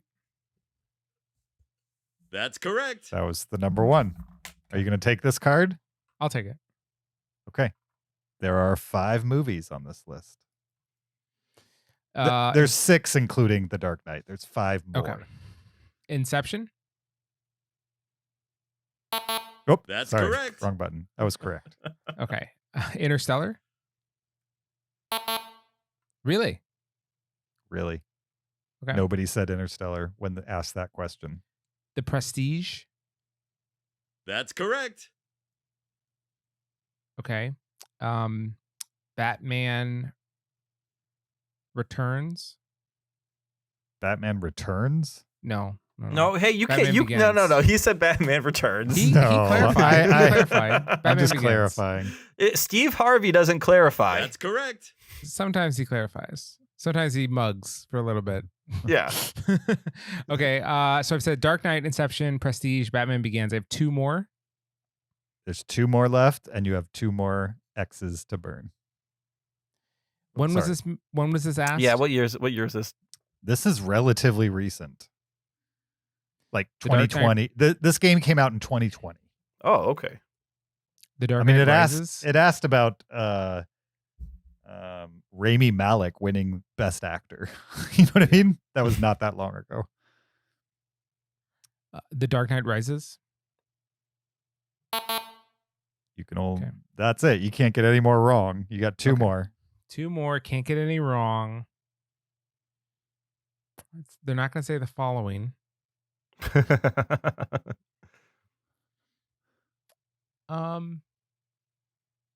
What else is he? What are his big ones? I'm kind of Interstellar threw me a little bit. Yeah. Interstellar was a good guess. So I'm trying to think of what is his other like massive one that I'm just forgetting. Since I can't think of that right now, I'll say Tenet. Kyle, this is your chance. Memento. 2 movies on this list. You guess Memento? Memento. Yeah, that's a good guess. Good guess. That's correct. Okay. It was Memento and Dunkirk were the two that I was. Memento and Dunkirk were Those the are two two. that were Okay. left. I was just blanking on those movies completely. Sure. It helps that you're on the spot, so I have to think about it. Yeah. All right, I Kyle. was like pie. No, he didn't. Do Like, no. Kyle, this is yours. Okay. We asked 100 people. Name a male comedic actor. Okay. All right. Hopefully you can give me one of these so you can decide whether you want it or not. Eddie Murphy. Eddie Murphy. Eddie Murphy. That's correct. That's correct. Okay. It was number 4. Ooh, number 4. Number 4 out of 8. So are you going to comedic- take this card or give it to Zach? I'm gonna go for it here. You're going to go for it. Okay. I have to get all 8. Yep. Okay. Or at just least enough get that I can't or at steal. least get enough that Zach Yeah. will have a hard time stealing it. Okay. All right, here we go. Kevin Hart. That's correct. Number 2 was Kevin Hart. Seth Rogen. Ooh, okay. Then let's pivot back to Chris Rock. Oh boy, this is okay. You're leaving. You only I'm have leaving one more a X ton left, out and there. there's a lot of options on here. I felt really good about Seth Rogen, so that's why I was like, uh-oh. Jonah Hill. Oh my gosh, Kyle, what are you Oh, doing here? whoa. Zach, I'll say Will Ferrell. you say Will Ferrell. That's correct. Yeah, you Good got job. it. Nice. Good job. You guys are still tied. Maybe Well- a Ben Tie. Stiller. Ben Sandler? Stiller. Adam Sandler was number 1. Jim Carrey was number Jim 3. Carrey. Jack Black, then Will Ferrell, then Robin Williams, then Chevy Chase. I guess I was assuming that that these 100 people were way more contemporary with their. Yeah, we're way younger. Yeah. I think. Yep. Do you want to do 2 more since you guys are tied, or what's the vibe here? How about one more? We'll decide it. Okay, perfect. I'm gonna skip that one too because dealer's choice. All right. Speaking of, name a movie starring Seth Rogen.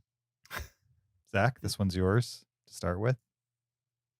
Name a movie starring Seth Rogen. We asked 100 people to name a movie. Oh, what 100 people would say. Right. Knocked Up. That's correct. Number 1 answer. Knocked Up. Are you going to Okay. try to How many complete are this there? card?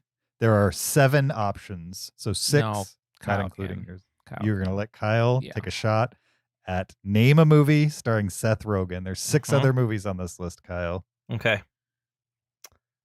What did Pi- 100 people think of when they were asked name a movie starring Seth Rogen? Pineapple Express. That's correct. Number 2 answer. The 40-year-old version. That's correct. The last answer. The last one. number 7. Okay. Oh man, why can't I? He's in everything. The Lion King. You think when 100 people were asked name a Seth Rogen movie, The Lion King was on that list. you under pressure, you You're draw insane. a blank. Why can't I think of a Seth Lion Rogen movie? King.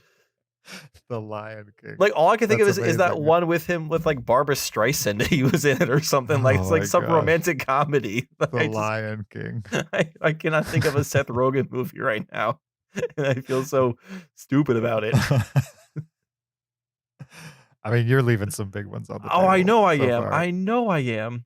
But like Was that his first wrong, or was that two of them, Zach? that was my first wrong. Okay. First round. Got two more to list 4 more movies. This is the end. That's correct. Okay. Super bad. That's correct. Okay. 2 phew. more. All right. We recovered. I'm giving you 2 more. Okay. Oh, You're definitely making it man. hard on Zach. Yeah. What are I mean, these 2 are pretty obvious, so it's not that hard. But at least you've whittled it down to 2 that he would need to steal if you couldn't get these last 2. Okay. 2 more Seth Rogen movies. It's not a 2. I've got this. I've got the steal. I'm sure you do. I'm sure I have the very obvious one I'm missing. What has he been in recently? I think they also have a timer on the show. Yeah, I mean, if you guys want to X me out. No, that's it's fine. Just yeah. Don't I know. wait forever. I know. I just can't. I really cannot think. You can't think of any American others? Pickle. American Pickle. Yeah. Okay. No. Nope. And I need one more Seth Rogen movie before Zach steals this from me for the win. So I'm American Pickle. It's a Seth Rogen movie. Yeah. Oh yeah. Hey, 4 Front and people back, thought for I Am sure. Legend was a zombie movie. So maybe those other 4 people thought this. Hey, American Pickle. That's my favorite Seth Rogen. So, That one was brutal. I mean, to name them all but that one, and then for that one to not even be a zombie. I know. movie, I that's know. Brutal. Yeah. I don't know. Get him to the Greek. That's wrong. He's not even in that movie, I don't think. Okay. All right. Zach, there's 2 movies here. Yeah. So I know one. The problem is I'm a little confused with what the American title is because I've seen it both ways. So it's either Neighbors or Bad Neighbors. I forget which one is like the American title, which one's the UK title. With the Zac Efron in it? Yeah. Yep. Yeah. Okay. So your answer is either Neighbors or Bad Neighbors? Yeah. Same movie. It's just it goes by both names. That's correct. The number 4. Neighbors. I forgot about that. Nice job. And the one you didn't get, Kyle, that I'm surprised you didn't get because you like this movie. Long Shot. Oh, you see? Forget. There you go. It just, it's because it's a Charlize movie. It's just, she just kind of, her glow pushes everyone off to the side. It's like Seth Rogen wasn't even in the movie. Yeah, I remember mean, that way. that was her for like 2 hours, right? Just being hilarious. Am Sure. I remembering the movie wrong? Was there Seth Rogen was in that? Yeah. Being hilarious. Yeah. Long Shot. Yeah. Okay, so the ones the 2 that I didn't ask you guys, just because name an actor who has played Superman. I feel Henry like Cavill. Yeah, Christopher Henry Reeve. Cavill, George Reeves, Mario Christopher Lopez. Reeves, and Dean Cain. Dean Cain, not Mario Lopez. I No mixed them Mario up. Lopez. And then Wow. the other one I didn't ask was name a female superhero from the Marvel movies. Miss Marvel. No, Captain Marvel. Miss Marvel is a different character. Captain Marvel. Okay. So that's wrong. I'll go with that other character. Black Widow. And there's one more. Wait, from the Marvel movies? Mm-hmm. I mean, are they going like Scarlet Witch? Storm? The question was name a female superhero from the Marvel movies, and there were only 3 There's answered. 3. Scarlet You got Witch? 2 of them: Black Widow, Captain Marvel. Zach said Scarlet Witch. Nope.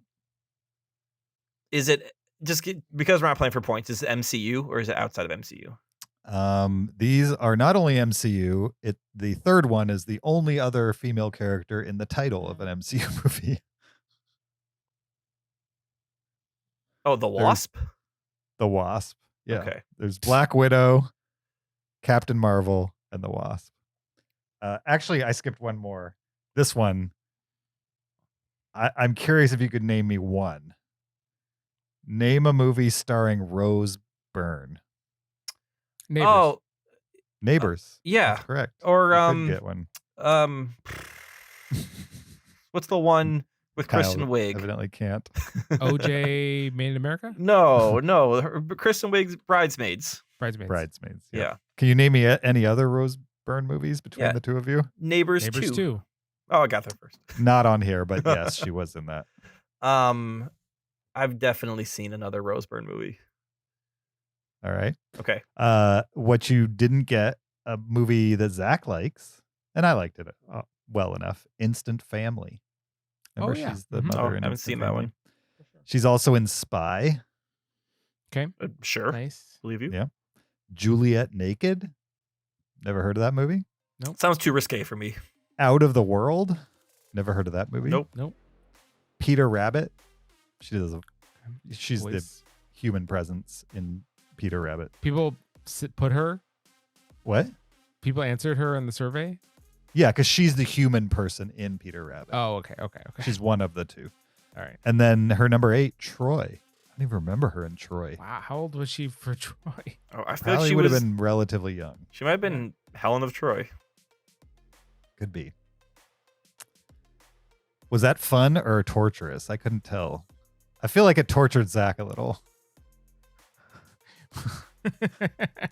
Just you want to be better at it than you are. Yeah, Sure. It's I think it's a frame of mind you kind of have to put yourself into. You have to get out of your own head and mhm, Yeah. mhm. really try to explore what other people think and not what you think. Cool. Well, thank you for joining us for this episode 533 of the Cinereelists. We appreciate your listenership. Don't forget, find us on YouTube, find us on Patreon, find us on Apple Podcast Reviews, do all the things at all those services. Also, send us an email to heyguys@cinereelist.com or follow us on social media on Twitter, Facebook, Instagram, or TikTok. You could also follow me on my personal Twitter or Letterboxd at YoJRB. You can follow me on Twitter or Letterboxd at Shaban. You can find me on Letterboxd at Peter SKB. Next week, we will be discussing Jurassic World Dominion, the final Jurassic Park movie. Can't wait. Kyle's already watching Jurassic Park sequels. Prepare. Yeah, I'm just setting my baseline low. Which Watch I all meant the to sequels. do. I meant to do as well because I have them on 4K and haven't watched them, and it feels like this is the reason to watch them. That That's is the time. Right. I'm exact same Now or thing. never. I have them all on 4K. I'm like, well, if we're gonna watch the Jurassic Park, non Jurassic Park movie sequels, then might as well do it now. All right, for sure. So if you want to do a little pre-watch, that's what we're watching next week. We'll see you guys there. Until then, keep it cinereal.